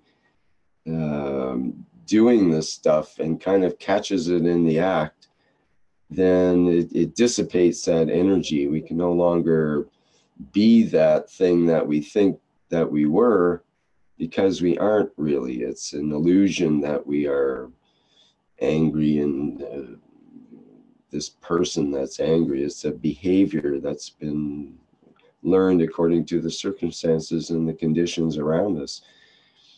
You can't be blamed for it in a way. There's no blame. It's just once you understand, you see where someone is coming from, and that's there's no more. There's a tolerance because you understand. So therefore, you don't have the fear and don't have the anger to lash out. And if that same person also is able to see themselves or others in that same light, then they'll also lose that fear that they had and no longer will need to continue with that behavior, perhaps. So anyway, I wanted to inject that because it just kept coming up for me, this vision of that incident, and it made a big difference on my life and also the life of that person at that time, I think, even though it's just a sort of a kid's sort of interchange in a way, but made me realize that there are different ways of approaching situations. You know, what if, for example, in the context of our commandment here, thou shalt not touch or carry no arms to defend or to kill another. What if when that bully kid hit me, what if a friend of mine, thinking that he wanted to help me, passed me a stick to defend myself? And what if that, you know, instead of having the intent of defending myself, or to maybe if I even used it or something, what if that made the other person even angrier and he decided to get a bigger stick? And then my friend gives me a knife, because a knife's better than a stick. But then the other guy has a bigger knife, and so on and so forth. So your friends keep giving you bigger and stronger and better weapons. And hey, this gun has a longer range and a better sight and shoots more bullets and so on. And I think I need a rocket launcher now, actually, because and so on. It goes all the way up. So maybe those kind of friends may not be the friends that we need, that are passing us the weapons we need to defend or kill another. On the other hand, Jack mentioned in the chat here, are teeth, nails, spines, poison, and loud noise also weapons? And but again, there's certain things like teeth and nails and other things that are tools, as well as they could be used as weapons. We could use our hands or fists as a weapon, but we could also use our hands or fists to carry water and give someone a drink, or to help someone to create healing. If I may say something, in one of the law codes of one of the countries of the past, it was written, it is considered to be a weapon anything which is used as a weapon. It can be a piece of paper, it can be a screwdriver, it can be anything. And by the way, some other time, a gentleman told that communication is the biggest weapon, the most powerful weapon, by the way. Think about lies. Well, the commandment doesn't say that you're not supposed to defend yourself or anything. It just says no arms. Of course, you can defend yourself, but don't walk with a knife to defend yourself because you will do something wrong earlier or later. Take it easy. By the way, my mother-in-law living in a countryside, in another country, she had a land and she was a small agricultural parcel, not a big one. And she was afraid, since she remained widow, she was afraid to walk there because of the dogs. On one of the streets, there were about 10, 15 dogs just living on the street. And she was afraid of the dogs to not harm her. And she said somebody advised her to go there with a stick. I told, forget about the stick. Put in your pocket or in your purse some dog biscuits, some dog food, such a dry dog food. And when you approach the dogs, just offer them. So the situation changed completely. The dogs were never barking again to her. They were waving their tails and waiting when she is approaching again. They became friends. Just a small lesson of life.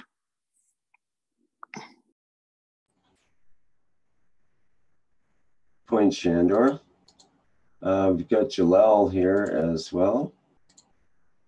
Let me promote you to panelists there, Jalal. Be a better way to go. We should be coming in any second here. Okay, go ahead. Yes, hello, good evening, Rick. Hello, everyone. I think the promo in the beginning of this workshop, when Mr. Cash said, if we came from the ray of the sun and we are going back, so we came from the creator and we're going back to the creator. So why we are fighting for? If we understand only that, that means there is no jeopardy of your life because you live forever. And this is, I think, the key for everything. All this commandment came because the man have fear of his physicality because he do not understand. He is the creator and he can create everything. Only this understanding, if he know, then no one kill no one and no one touch no one. Because if you give, you receive more. And this is, I think, this is the most very important thing that no one taught the man of that. Once he is created,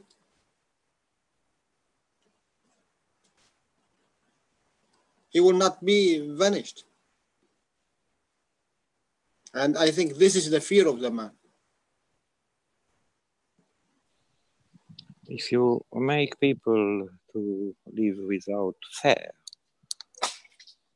that would be the worst nightmare of all arm makers and arm traders. People who do not fear.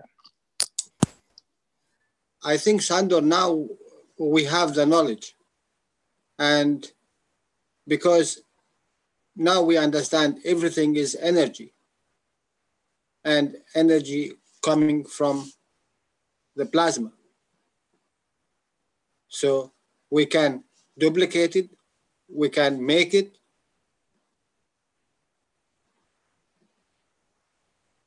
So I think in understanding it is very easy. And when it is very easy, it will be very easy to bring people to the peace. If we start to be in peace ourselves, I think the road will be very, very shorter. And it will not take more time.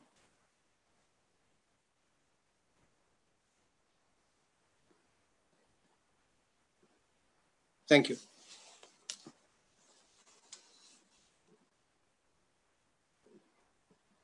Okay, thanks, Jalal, for those thoughts. Anyone else like to make a statement?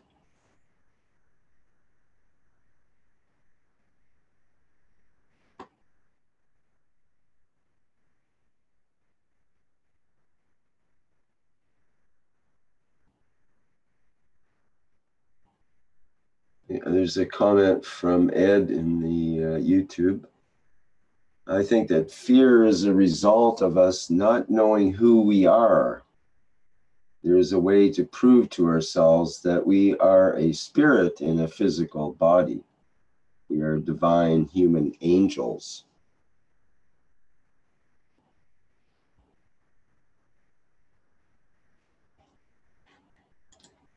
Okay, we have a hand up. Dean, would you like to go ahead there? I am present. Grace, peace. Yesterday, I had an opportunity. I'm in Las Vegas, down on the Strip, which people have seen. It's beautiful. It's wild. It's full of people. And I had a individual, and I'm going to give names because I think it's important to put into the record. Lionel, I had 6 hours that I had an opportunity for him to ask me questions. And having come both as a knowledge seeker from the Keshe Spaceship Institute and from the soul aspect of the teachings, primarily more than the physical, and how the soul brings into manifestation the physicality, and how we are the ones who, through our intention and our desire and our writing of the script, through the power of the soul, we get to create the reality that we get to then walk into. And we have the new sciences that, or the ancient sciences that we've been studying together, and how to take and bring into manifestation physicality and peace. And then the moving on into our interface with the other, whatever soul level encounters that we're going to be able to accomplish. And in downtown Las Vegas on the Strip, you have all of the icons and sigils of all of the different cults and everything else that are out there that have put mankind into a stupor, or what do you call it? I call it amnesia. And he was asking about all of these different symbols and what they mean. And I said, once you step out of that and you go into the soul level and you don't concern yourself with those things that you see that are part of what brings about creation and physicality that we walk into. I said, you get to step out of that and just realize that you, your soul, it is the one that has the power of creating. Those are spells that were cast long ago. So you don't have to think about those. Come into your present and into how you want to walk, and then you have the ability to have your soul manifest those things to you. And so you can look at what you're seeing, everything that's here, and say, I am here, my soul is here, my soul brought my physicality, and everything that I see is that of my creation, And I get to enjoy the process of creating the outcome that I want in this situation that I've brought myself into. And it was so caught so quickly, like what Carolyn had said earlier, summed up what was caught, that spirit that would have taken me forever and not even would have been able to find somebody who was open. But within a very short time, we sat down at, what is it, Cabo Wabos, I think is the name of it, and it overlooks the strip, and there are thousands of people who pass by every hour. And the waitress who was there, whose name was Madison, she got the message from him and myself in a period of the time it took to get an order. And just as the information of the soul was so exciting to her that she said, I have got to go and tell the people I'm working with right now what I just learned. And it spread so quickly and so easily because of the work that everybody has done. That spirit, that the GANTs, whatever it is, the field forces, the ability that we can take gravity and magnetism and the power of desire and bringing to manifestation physicality. Because, you know, and for myself, right, I've always gone into the teachings that I heard as a child of Christ, which said, if you believe, you will say, and it'll be done. And I've been working on how does that work all of my life. And it's beautiful because I'm seeing it so easily spread now. And now as I go down into Las Vegas, I carry with me a stick for walking because it allows me to walk faster, go further. And if I go into the mountains and hiking, I always take two. Now those sticks would be perhaps considered weapons. And so at my arm, I never take a weapon, but in my hand, I always have that which can defend me if necessary. And because of the projects that we get to work in, just like the Keshes themselves have been aggressed upon and are in court and all of these things. But the message has to go on, and sometimes a physical vessel that has been manifest through the soul that is part of the teaching or part of those who get to receive and then benefit because they have been fed because their enemy has brought the technologies to feed them and therefore has brought the peace to the land. So it's a fine line. If I have an opportunity to take and share my spirit and soul with someone who would try to aggress upon me, then that I would do, but I would protect myself. But because I'm the script writer, I doubt very much that I'm ever going to be in the scene where that is going to happen to me or violence is going to be visited upon me again. I think that those days of writing the script where violence is visited upon me, I think that is over. Because we get to now walk and bring peace. And with that, I'm going to say I'm here, I am present, and together, you know what, we've already done it. And with that, I want to say thank you. I am present, peace out.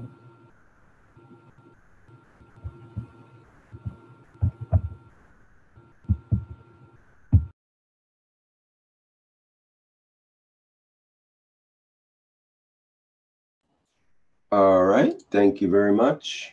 Dean? Can I add one thing, Rick, please? Of course.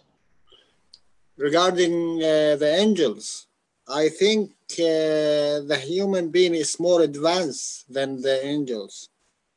Angels, souls, they couldn't manifest themselves as with a body.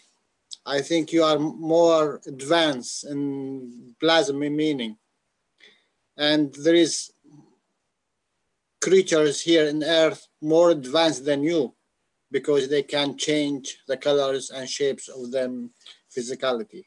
So I think you are a little bit better than the angels. So I do not wish to be angel. They are not yet mature in that way. This is my thinking.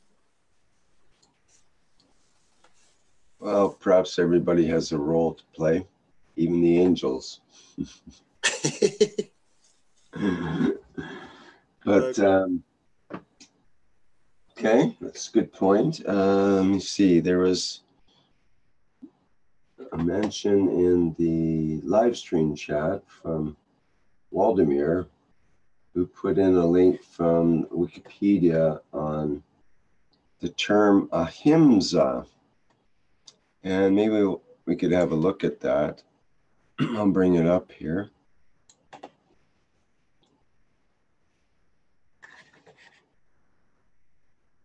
Okay, should be able to see that, I think, on the share screen there now. And Ahimsa, I was just reading through here the link that he provided, and it comes from a Sanskrit word, which means not to injure and compassion, and it refers to a key virtue in Indian religions. It's derived from the Sanskrit root word to strike, and himsa is injury or harm. Ahimsa is the opposite of this, therefore to cause no injury or do no harm. Ahimsa is also referred to as non-violence, and it applies to all living beings, including all animals in ancient Indian religions. It's one of the cardinal virtues, an important tenet of Jainism and Hinduism and Buddhism. It's quite interesting here. Ahimsa is a multi-dimensional concept inspired by the premise that all living beings have the spark of the divine spiritual energy. Therefore, to hurt another being is to hurt oneself. Ahimsa has been related to the notion that any violence has karmic consequences. And it goes on here. We talked, whoops, need to go there. We talked about Gandhi and used Gandhi's phrase as one of our, as the beginning of our document that we carry. And we see he believes strongly in the principle of ahimsa. Now, it's interesting that it says ahimsa's precept of cause no injury includes one's deeds, words, and thoughts. Classical literature of Hinduism, such as Mahabharata and Ramayana, as well as modern scholars, debate principles of ahimsa when one is faced with war and situations requiring self-defense.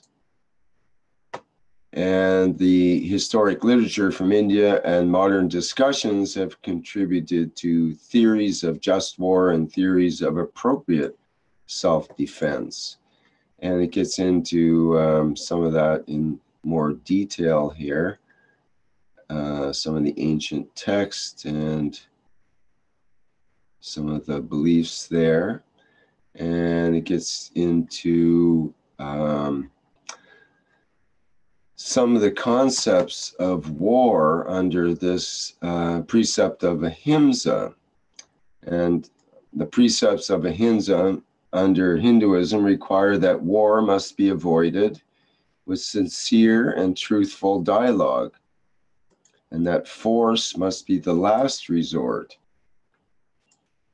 And then it goes on that if war becomes necessary, then its cause must be just, its purpose virtuous, and so on and so forth. When war might be acceptable, let's say, and how to go about it, they come up with funny laws, I guess. For example, the use of arrows is allowed, but the use of arrows smeared with painful poison is not allowed. So cruelty to the opponent during war is forbidden. Wounded, unarmed opponent warriors must not be attacked or killed. They must be brought to your realm and given medical treatment. Children, women, and civilians must not be injured. While war is in progress, sincere dialogue for peace must continue, and so on, under these ideas of Ahimsa. So it does mention that it's not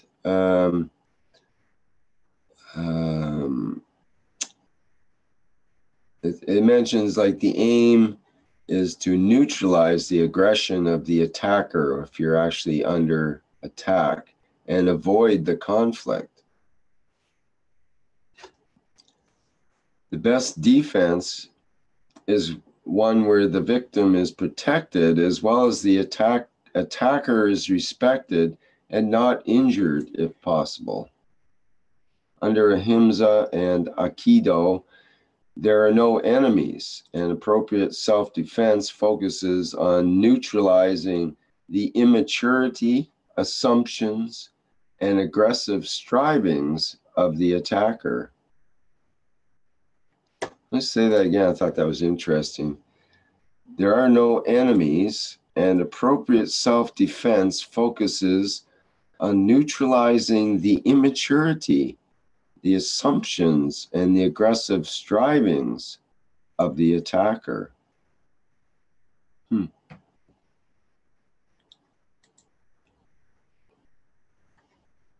And they emphasize this is not pacifism. That's a different concept than this cause no injury.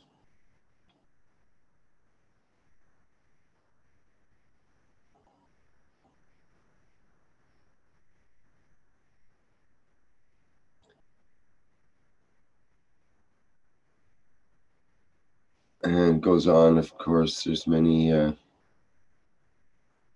Sounds like what they do in Kung Fu fighting. Yeah, well, it's actually tied in with that. They do mention several martial arts that have this principle behind them.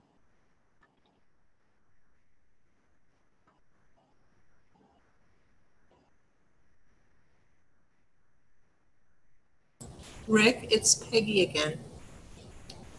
Thinking about what you just said, the martial arts and the doing no harm, a lot and most, I think, the martial arts are taught that it's not so much your energy force, but the other's energy force that you are allowing to go back to them.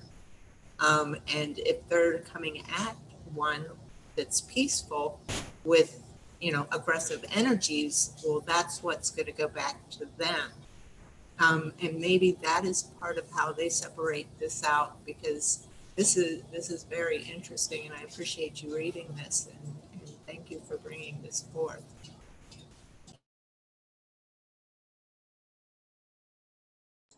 Yeah, it's interesting. It's kind of brings up the idea of, I've heard before and have practiced to some extent, of one can become a mirror to the other, to the person that you're up against, let's say, in the case of an aggressive situation. And you reflect their aggression to themselves in a way so that they actually see themselves in that mirror, and it surprises them, and maybe they change their behavior when they see that what they're doing. It does mention here, the Ahimsa precept is not a commandment, and transgressions do not invite religious sanctions for laypersons, but their power has been in the Buddhist belief in karmic consequences and their impact in the afterlife during rebirth. Killing, in Buddhist belief, could lead to rebirth in the hellish realm, and for a longer time in more severe conditions if the murder victim was a monk. Saving animals from slaughter for meat is believed to be a way to acquire merit for a better rebirth.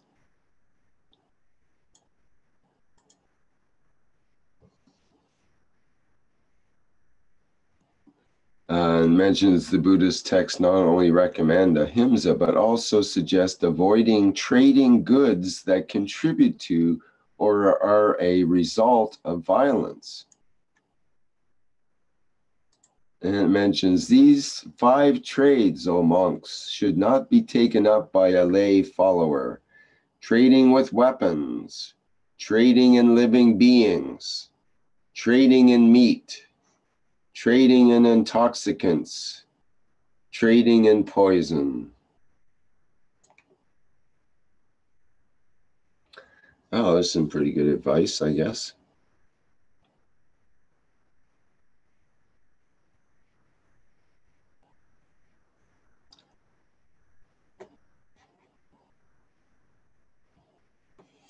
I think all of these things are coming up in today's news and societies around the world. Trading in weapons, definitely. Trading in living beings, that's come up quite a bit recently, actually, in various ways. Trading in meat, whether that's animals or fish and so on. It's come up just a few days ago regarding sharks and how they're being traded in meat for their fins. Trading in intoxicants, well, alcohol is one of the main intoxicants that gets traded, although think of all the other drugs in the world, how important they are in terms of the money being made and how it goes to the various parties involved there. And trading in poison. Well, there's definitely lots of poisons in our environment, and if you look at all the trading there, that's a major source of transgressions against others. And not only rat poison. Yeah, well, think of all the poisonous products that are added to foods, whether deliberately or accidentally.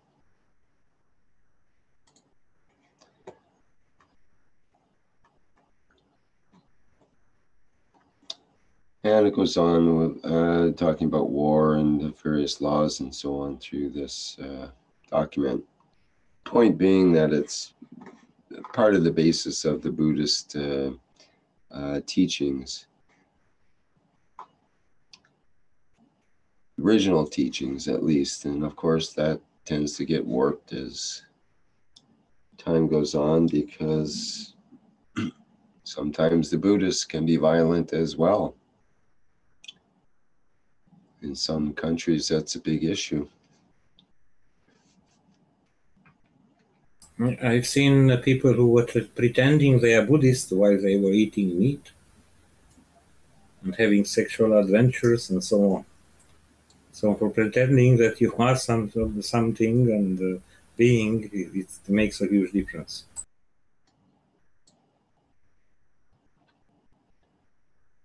Yes, it's one thing to talk the talk. It's another thing to walk the walk, as they say.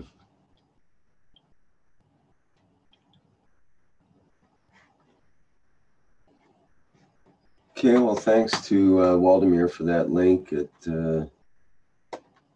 I wasn't sure where it was going at first there, but it seems appropriate to our topic very much. Well, this is an interesting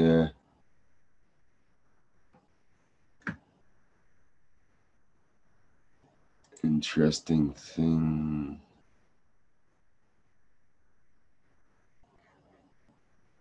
A little hymn that from between 1000 and 600 BC, apparently. And it goes, may all beings look at me with a friendly eye. May I do likewise, and may we look at each other with the eyes of a friend.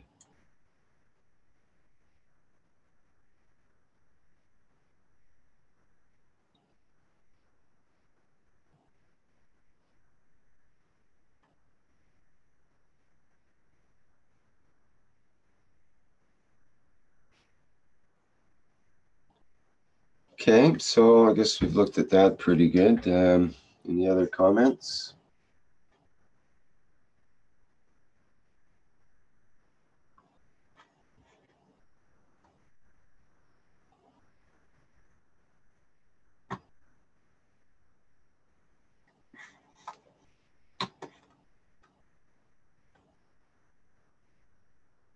We can go to the next commandment if you want, Rick.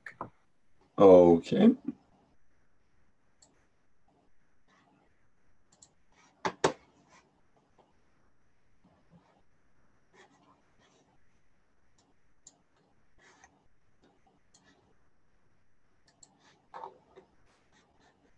Okay, let me get my commandments up here. Just be a minute.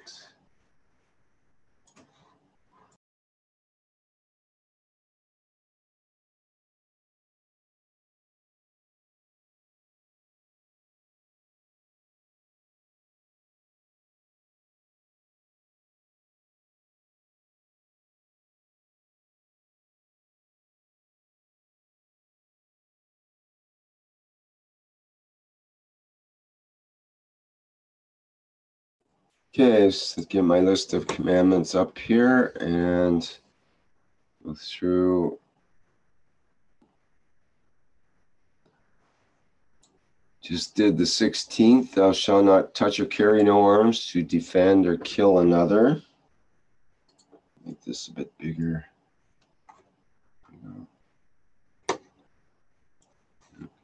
So the next one is the 17th commandment. Thou shalt be at peace with oneself, with thy neighbor, his tribe, and tribes.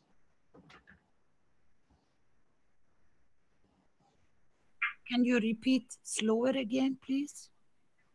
Okay, the 16th commandment is, thou shalt be at peace with oneself, with thy neighbor, his tribe, and tribes.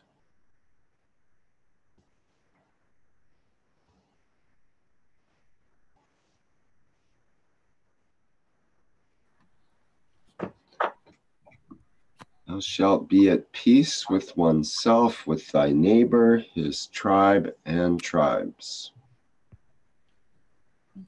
This brings a totally different view or explanation on Mr. Keshe's teaching in regard that when a world leader pardon,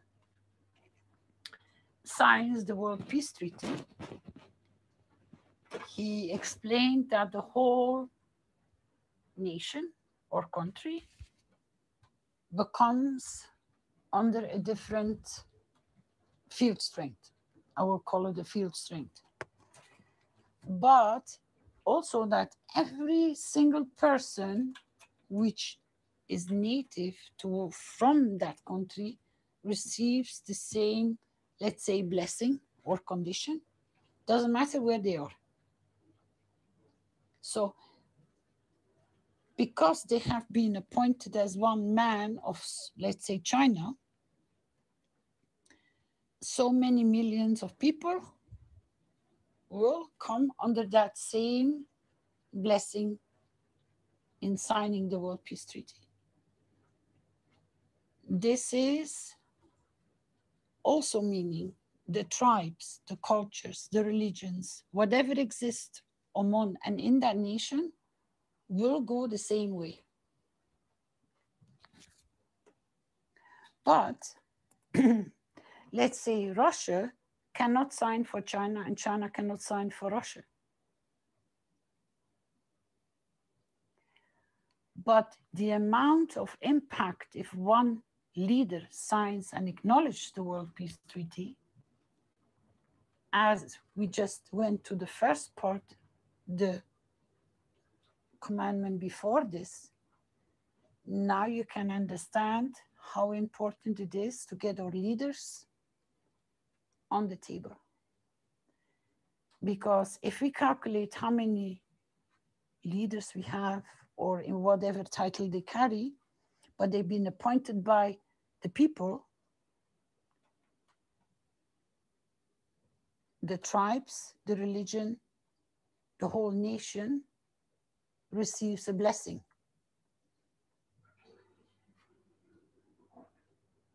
That's why it is so specific, because he also explained in one of the teachings or a few teachings before, you can see the people which are under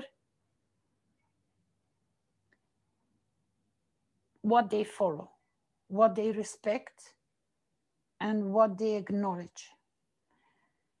He's not so much talking of today, but is still present today, because he stipulated it out. If you look at Israel,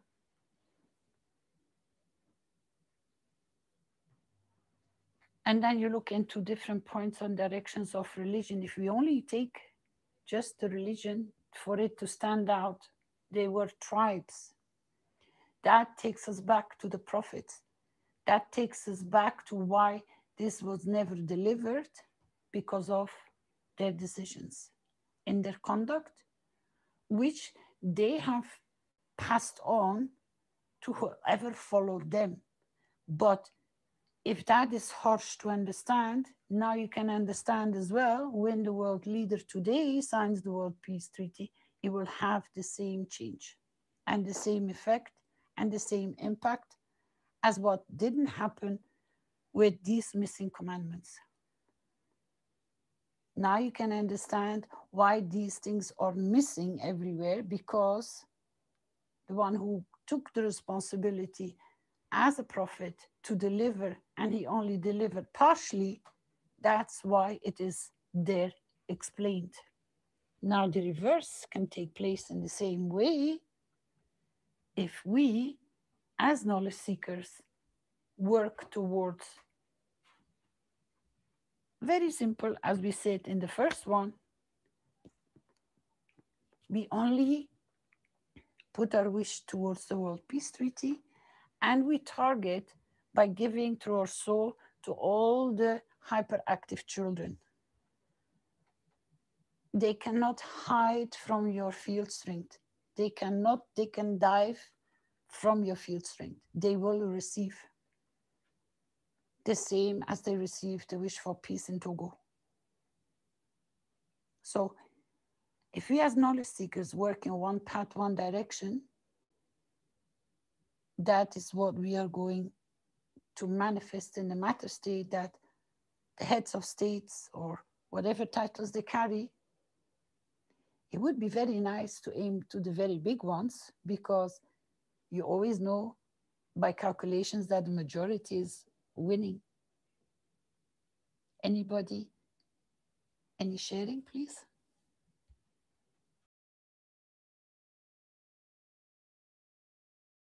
Carolina, this is Mashfaq. The sign has already been signed. Now the existing people who are with the existing system are just to carry out that. Am I right? Say again, please. The World Peace has already been signed by various communities in 2017, right? All countries have been signed in the World Peace Treaty, yes. So the existing, whoever is the government or other entities, they're just going to carry this out. The signatures and what has been intended in the signature. That is what we are completing the wish. Yes. For it to manifest that we have signed, yes, but we are manifesting by creating the path with the support that they have a, how do we say, they have a vision on what and how to carry on with what they don't know how to get out of it today in so many ways. As President Trump said, I need to do the sales of the weapons because I have people to feed. I need to make money. But what has the Keshe Foundation and Mr. Keshe delivered? He has delivered a new constitution. He has delivered the understanding on the soul level. He has brought all the knowledge for them not to be with no fear to do the transition for their countries. They do not have to depend on the old system. With that, we have shown that it is possible. Every single country is signed into the World Peace Treaty. We were all there. But now, for that to appear in full content in the matter state, this is what we are working for. It is done. It's our wish. We've written, we have put our signatures. But now it has to manifest for every single being on this planet, not only for the humanity, but also for all other existing life on this planet. It has to be equal and just and fair for every single one. Otherwise, we're going to keep on slaughtering because we don't shoot one another anymore. But what about the animals? So you have to give and create something first for the other one to start looking into it, that it is possible because we already shown you the path. We already have given you all the tools. No hunger, no contamination, no needless killing to create jobs, which affects them even worse. They never walked this path. This is a completely new path. We have the Earth Council, we have the Universal Council, we have the core team. We're working on such a high field strength for it to become, thanks to all you knowledge seekers which are joining every day, new people are coming in to support that field strength to become reality in a matter state for all. But they need to see that they're given a hand, do not to be panicked, not to have the fear like President Trump, that they have to go to the measure of a killing machine, which brings the whole country in field strength down. But we tell them and we wish them and we give them the opportunity that they can walk a different path. Rick just brought in one of his readings something very beautiful. You got to be for the other one to understand. We don't come with weapons. We don't come with damaging. We come with solutions. We come with, even in the health systems, the reversing of the conditions. So we are giving them so many solutions that they don't need to go into weapons to be able to support their whole nation without shredding another nation to pieces. Because not many people know how this law came to be about.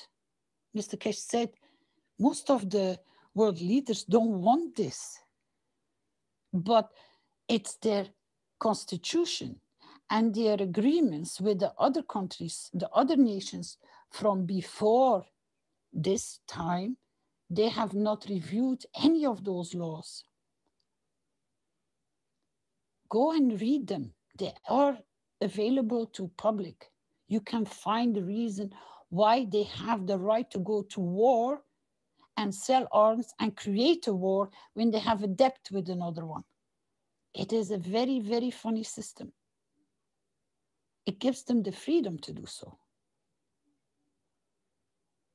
I can dig it up, I can find them back. It is published. Not many people know this. So, what is the Keshe Foundation? What is the knowledge bringing? And what are you all working for?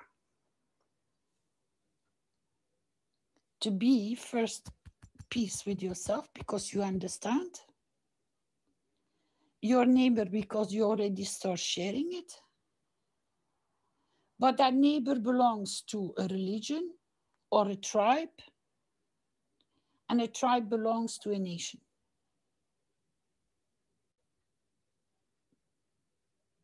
It is done, yes. But now it has to manifest, Mushfaq.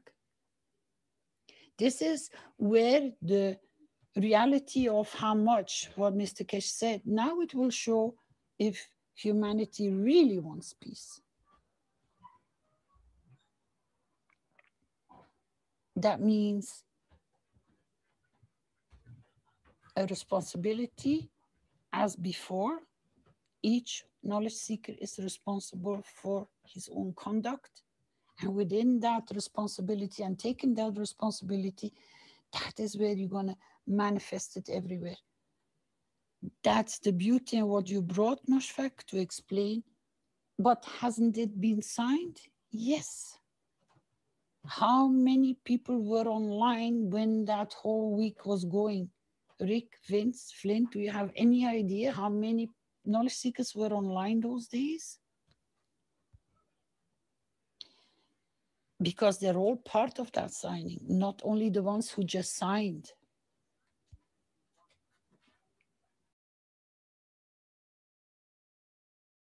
Carolina, it's Peggy. Yes, Peggy.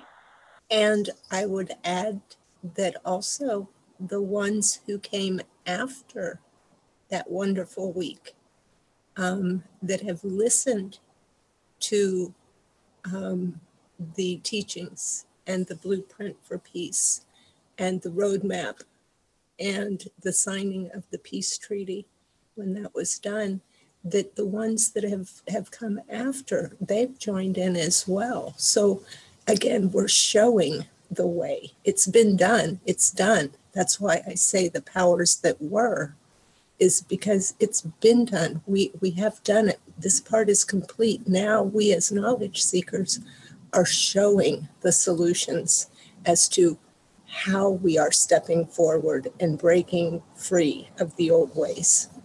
That's just what I thought I needed to add for my understanding, and I hope that helps others, and that's correct, Carolina.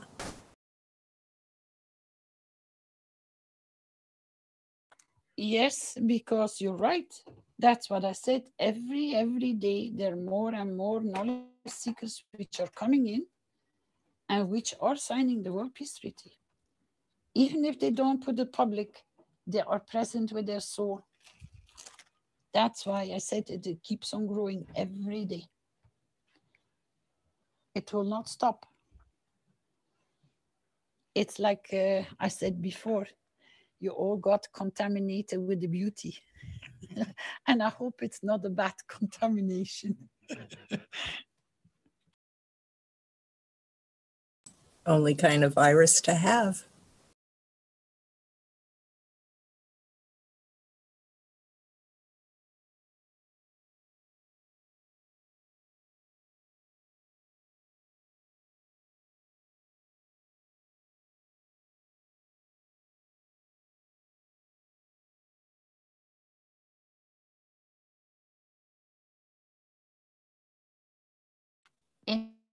Any idea, Rick?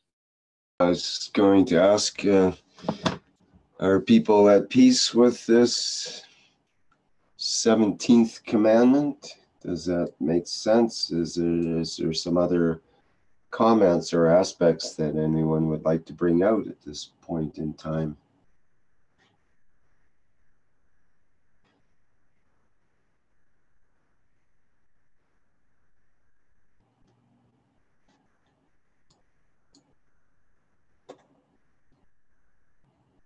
Okay, we don't seem to have any response there. So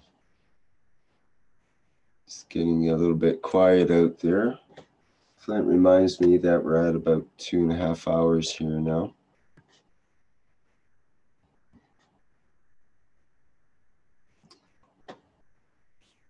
How would you like to continue, Caroline?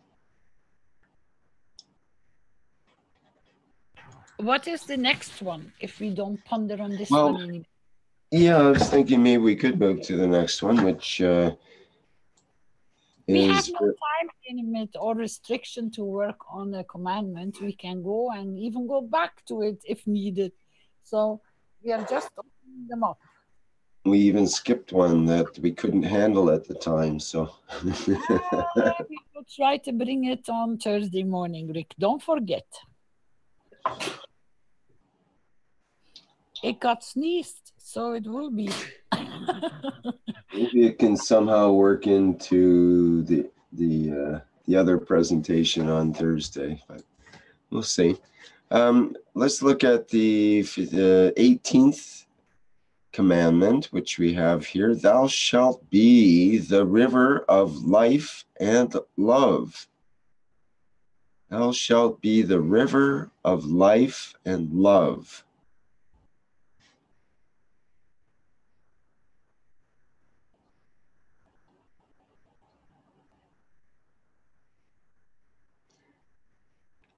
Well, that kind of definitely ties in with the previous commandment. Thou shalt be at peace with oneself.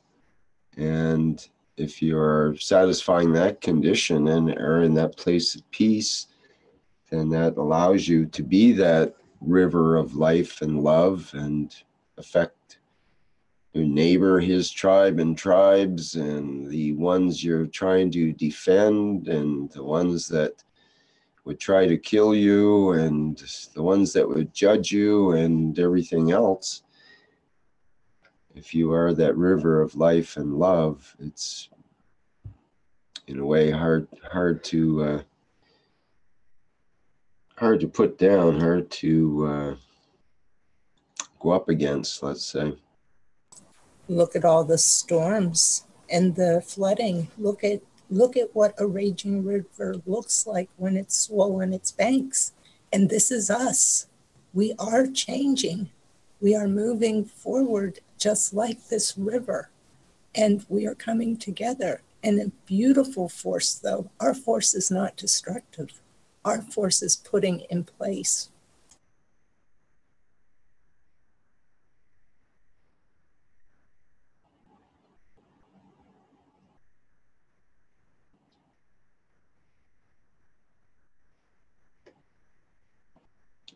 This is Marshak, and regarding these two commandments, something happened last week in my surrounding, and in a way, it relates to both of them. So I'll just go ahead and talk about it. I talked a little bit in the Universal Council meeting about this, but I think it is worth sharing it with everybody else. As you may know, either from YouTube videos or reading various articles, in parts of India and the surrounding countries, we have a lot of beggars. And those who have visited these places, they have seen them. And where I live, it's not uncommon, and you see them everywhere. And so, as it happens, my mother, from time to time, feeds these people. And it is one of those days that she was planning to do so. And I said, okay, this time what I will do is that I'll make Gans water for their health situations. And I've talked to them earlier, some of them, about how their health are and various other things along that line. So there was, I think, about 50 plus of them. And they came, and usually, as is the way things are done, they don't want to come inside. And so outside, it was done outside, plus the number was high. So Anyway, they came and ate, and I made 50 or so bottles of these Gans water. And as I was making those bottles, some thoughts came to me. So generally they're looked down upon in the society. People don't want to associate with them, and they are treated badly, and various other things that are not that are common knowledge these days everywhere.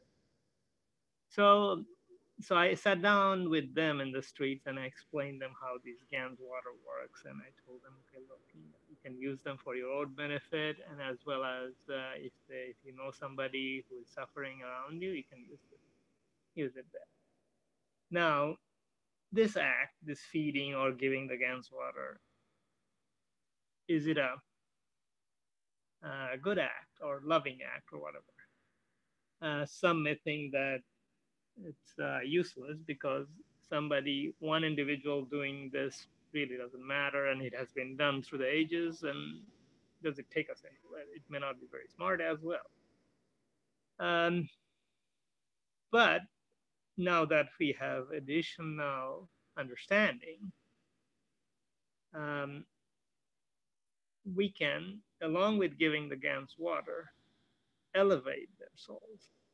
Elevate their souls in the sense that they have been damaged in many ways. They don't have, they think that the lowest in the society and various other things, they're sort of like their confidence is very low.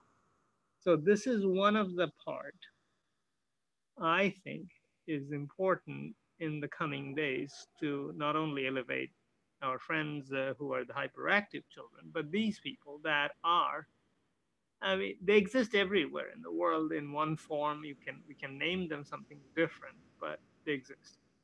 So, but they need, in a sense, an elevation of their soul so that they become an active and equal participant in the coming days in the planet we call Earth.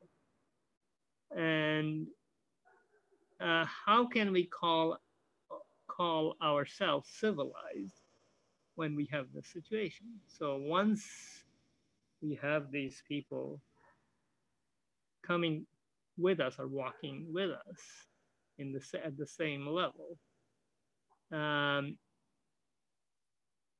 would say that I can call it one world, but elevating their soul is extremely important because they have been treated badly for thousands of years. So this is one of the aspects. So individual act, however it may be, is not as important as I think the elevation of the soul and our capacity to help them in this regard.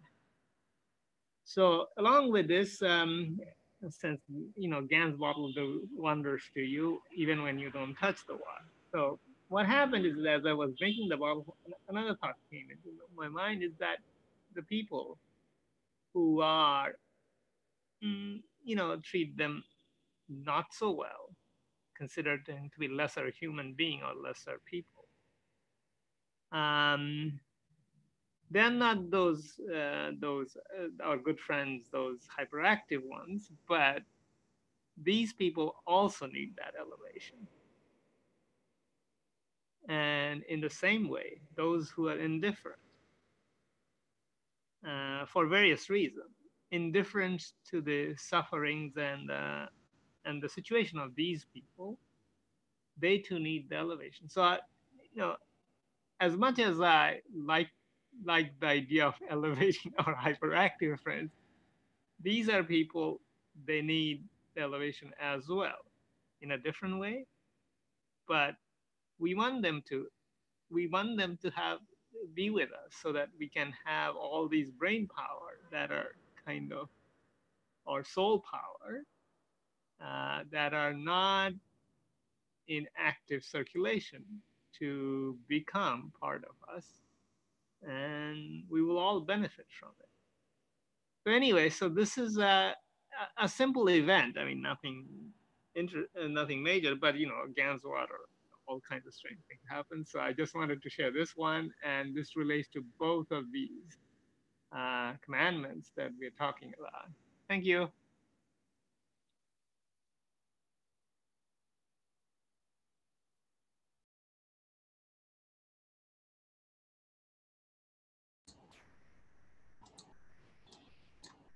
Thank you, Mashfaq. Interesting story.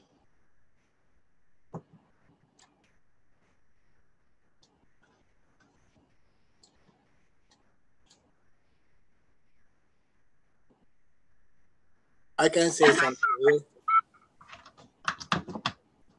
Go ahead, yes. Be the river of life and love. Water come from up, going through downhill to low spot. River coming from high places to the low places, giving as the law of plasma. Strong give to the weak. This is the law of plasma. And this is the law of water. And this is the law of rivers. So as a human, be humble and give from the spectrum of your strength to the weak and their strength. Thank you.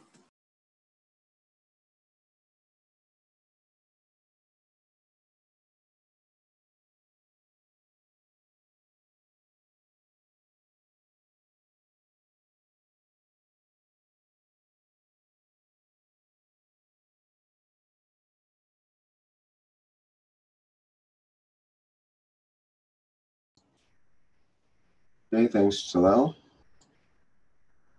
Anyone else with the comment? Thou shalt be the river of life and love.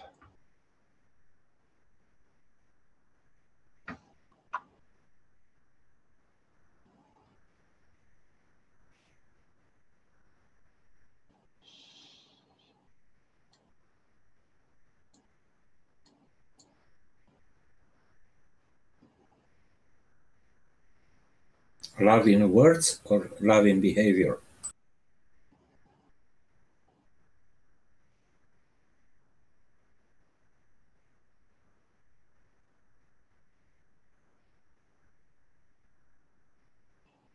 Is it a river of words or a river of emotion?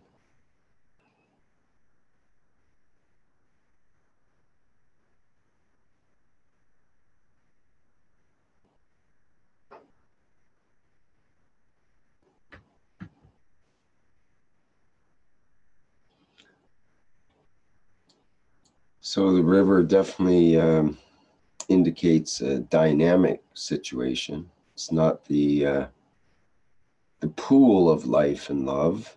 It's not the puddle of life and love. It's not the lake of life and love. It's the river of life and love.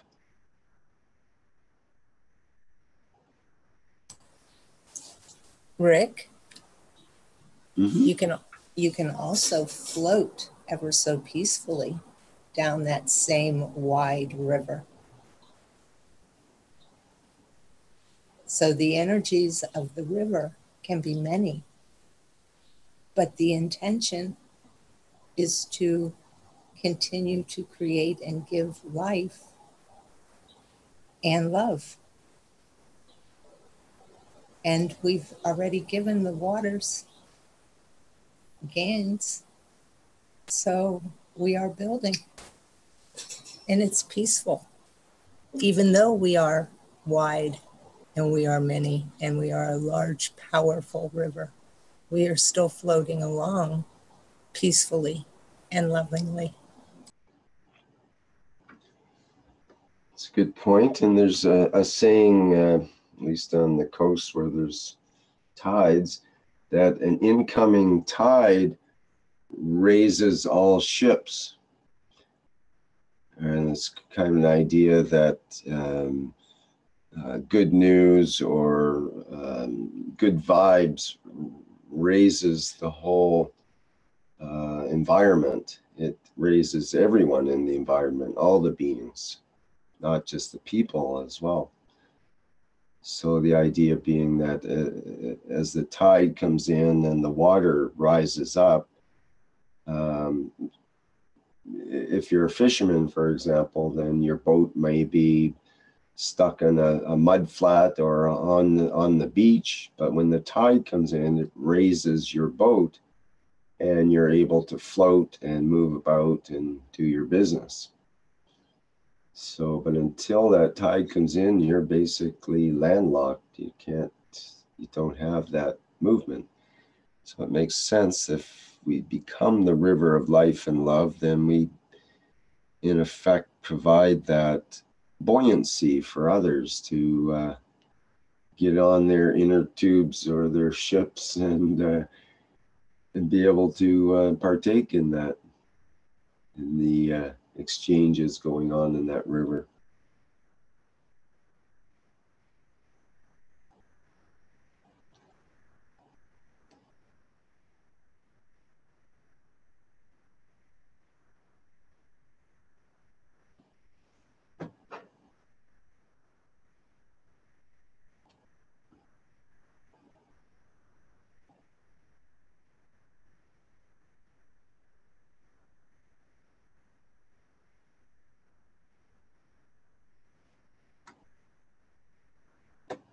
Okay, any other comments and perceptions on that commandment?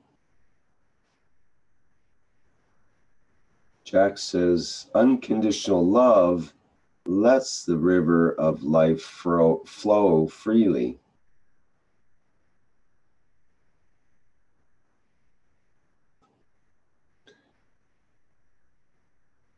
Perhaps the river of life and love is unconditional love. Can I ask what is the meaning of river? Well, this is the thing. What does it mean, the river of life and love? You mean just the meaning of river, period? River, yes, just a river. Okay. It's the water coming from high place to low place. And that's when he get his dynamic. Good point. And the greater the gradient, the more the dynamic. Yes. And you see all these commandments until you're coming to this point. You gain so much knowledge. You gain so much power. You gain so much elevation. So you are like a river. Always a river coming from high place to low place. Although it does mention in some cases a river flows into the ground and becomes dry at the end of its course without reaching another body of water. It says a river is a natural flowing water course, usually fresh water, flowing towards an ocean, sea, lake, or another river. So it indicates that the river has a destination, an end destination, whether it's an ocean, lake, or another river. But in law of our physics here on Earth, it's coming from high place to low place. Definitely. So always the law of the creation, strong gift to the weak. And the strong here, high place. The weak is low place. And the knowledge, who have knowledge give, who have no knowledge.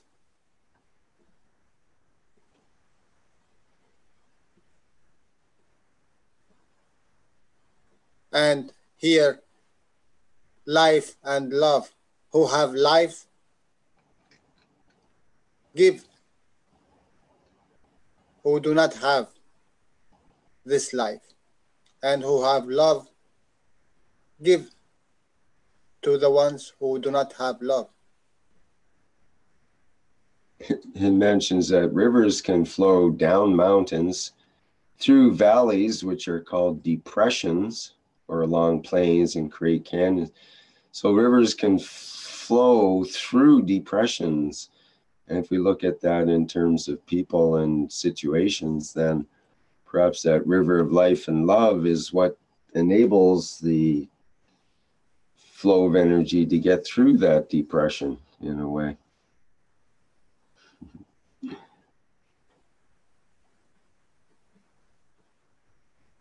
It's also a current. If we look at the river as a current, and Mr. Keshe has talked quite a bit about our reactors and about the current of the plasma being so important.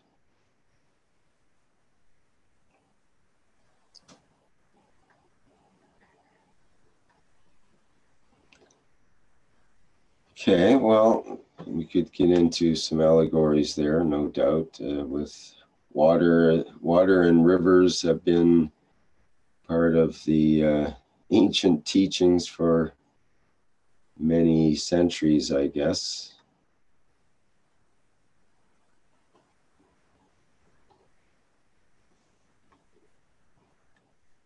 Of course, rivers, it mentions here, fast-flowing rivers and waterfalls are widely used as sources of energy by way of water mills and hydroelectric plants from way back in hundreds of years ago.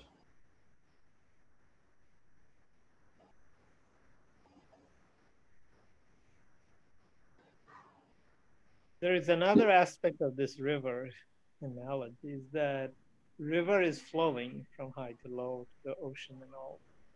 That part of the flow, then there is the other one, the feedback, that water evaporates and come back to the mountain and come back again as a flow.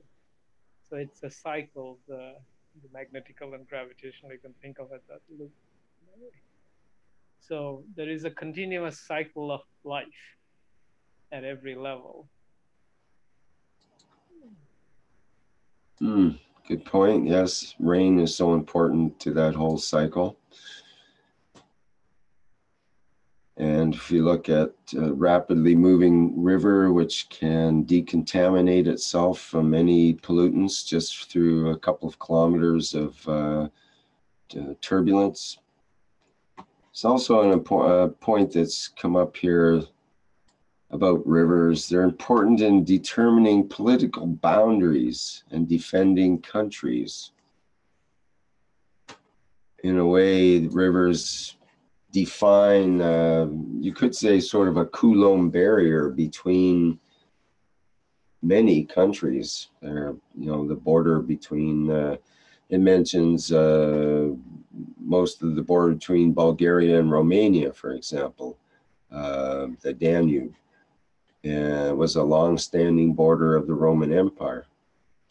And the Mississippi in North America, it actually, for a long time, sort of split North America in two halves. They mentioned the Rhine in Europe and the two rivers in southern Africa, Orange and Limpopo.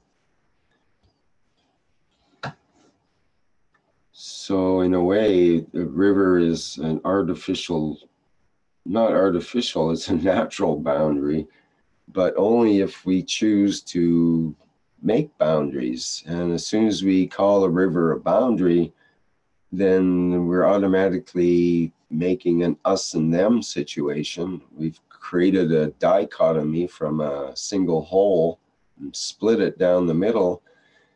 And then you end up with a country on one side, a country on the other side, and naturally there's going to be conflicts, and then you have to defend. There's an obligation to defend that boundary. And exactly. So on. So It's interesting. On the other hand, the river can be a place where there's commerce and an interchange between cultures. Look at the Nile, for example, that was so important for the trade up and down the river with many different cultures. Of course, it was probably heavily controlled at the same time by the country that was running the situation at the time.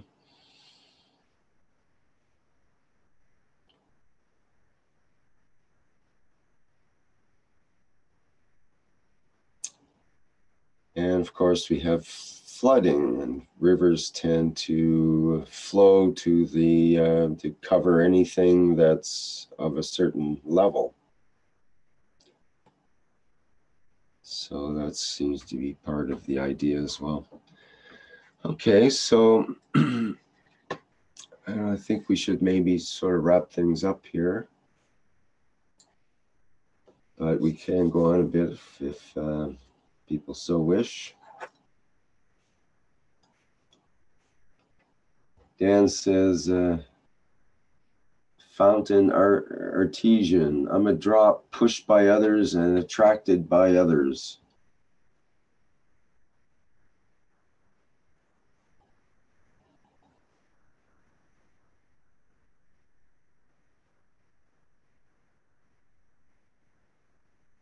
And Waldemar mentions water is stronger than fire.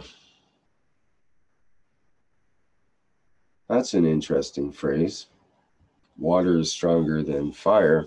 If we go back to our previous ones about arms and weapons and being the river of life and love actually puts out that fire of weapons,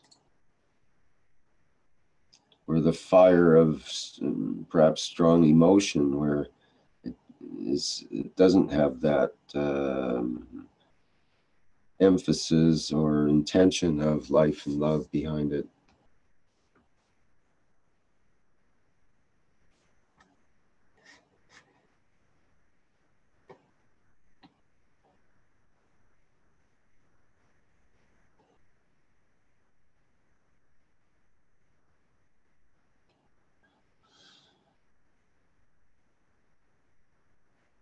Okay, what do you think, Caroline? Should we wrap things up for today? We covered it adequately. Yes, Rick, if everybody is agreed to go and to let it sink in till next time we sit on the discussion table. Thank you very much for your presence, your guidance, your support to all the members which are making sure that this platform can take place, and all the knowledge seekers that have been present so many times and are still here today. Thank you very much. See you next time. Yes, indeed. And we have the Knowledge Seekers Workshop coming up on Thursday, as usual. And one of the topics of that will have to do with the core team's work in supporting the leaders of the world and giving from our souls. And an interesting aspect of that will be brought up in the Knowledge Seekers Workshop by Mr. Keshe. So I'll just give a hint of that, and I think that it'll be very worthwhile to pay attention to. Okay, thank you, everybody. This has been the 54th One Nation, One Planet, One Race for World Peace for Tuesday, October 23rd, 2018. Thanks for everyone's attendance and participation in today's topics.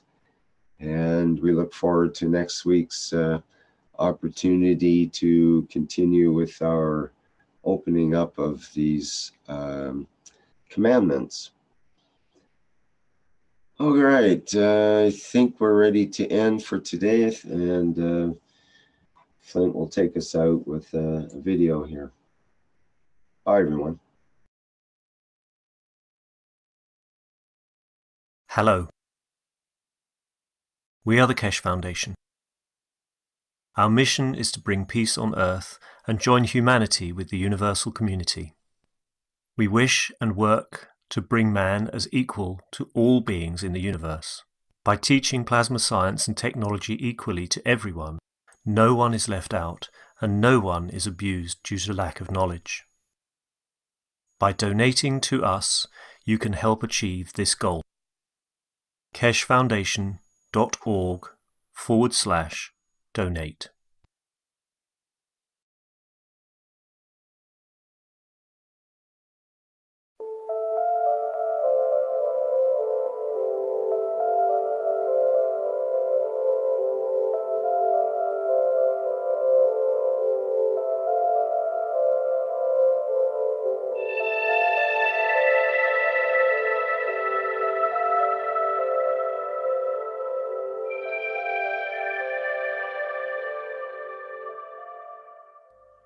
It's time for change to move into the real work of the universe. And it's time to understand that we use the matter state to reach the level of understanding of the soul of the man.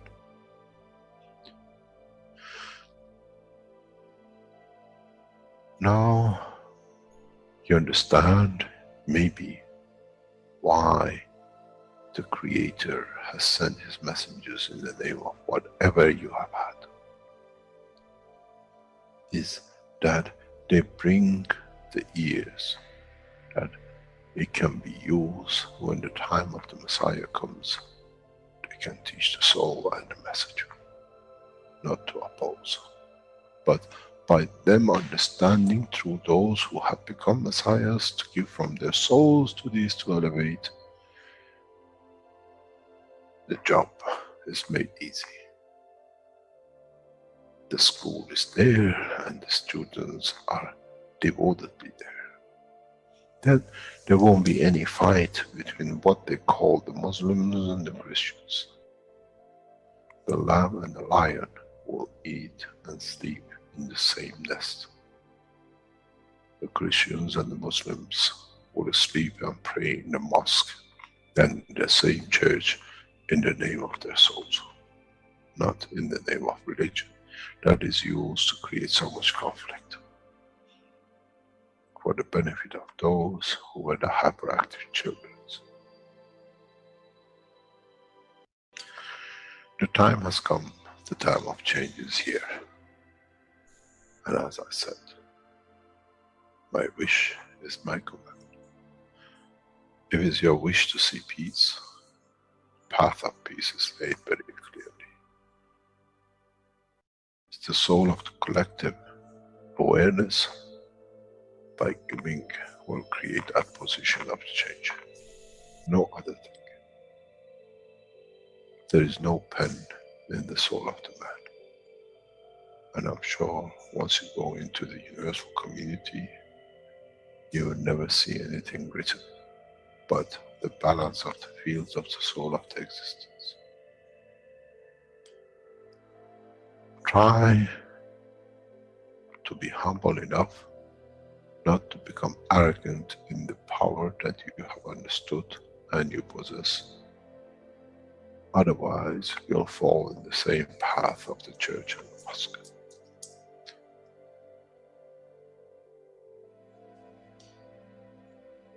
This is what we promised, and this is what we have delivered.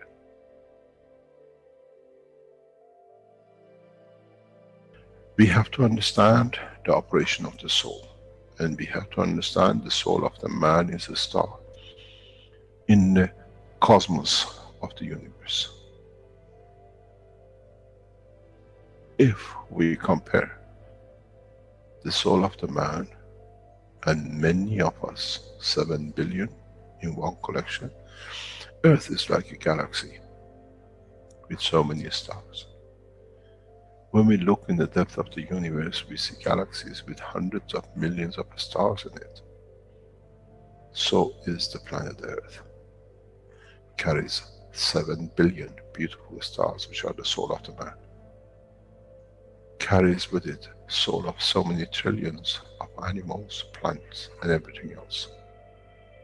So if you look, when someone who does not see the physicality of the earth and its content, what do they see? They see a galaxy with so many beautiful lights shining, each one according to their strength, each one according to their position.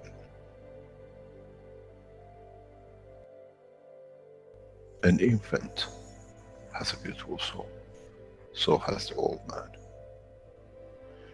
To those who do not see the physical dimension of this planet, but they see the strength of the field, we are clusters of stars. The human race, every single soul, no one from a distance sees that's the soul of a fisherman, that's the soul of the cosmologist, that's the soul of the president. They all shine irrespective of the physicality. This is the magic. This is what the new science has to bring to man. When we look through our soul, we see nothing but a star in the other souls. And this is the break. This is the understanding. This is what all these teachings are about. Coming to mature to the next level, to understand in the deep space, the universe is the oyster for those souls who serve. Then man is ready to go into space. Then man is ready to become part of the universal community which has been promised.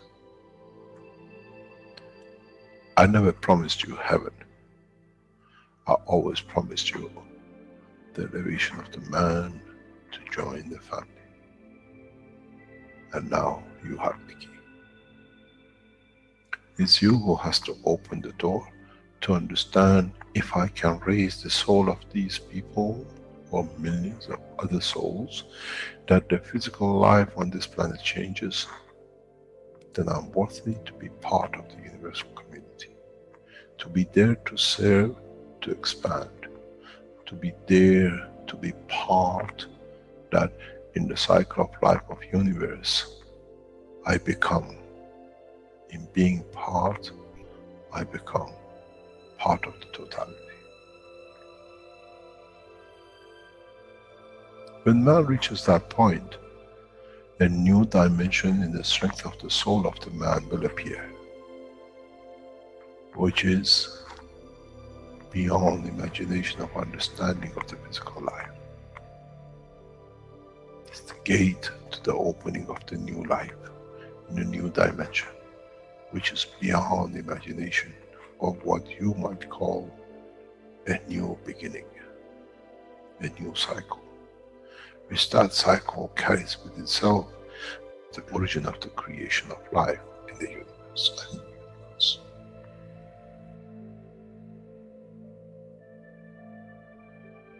It's the elevation of the soul to serve become the key, not a throne of the physical life. The time is right. The time has come for the man to go through this process.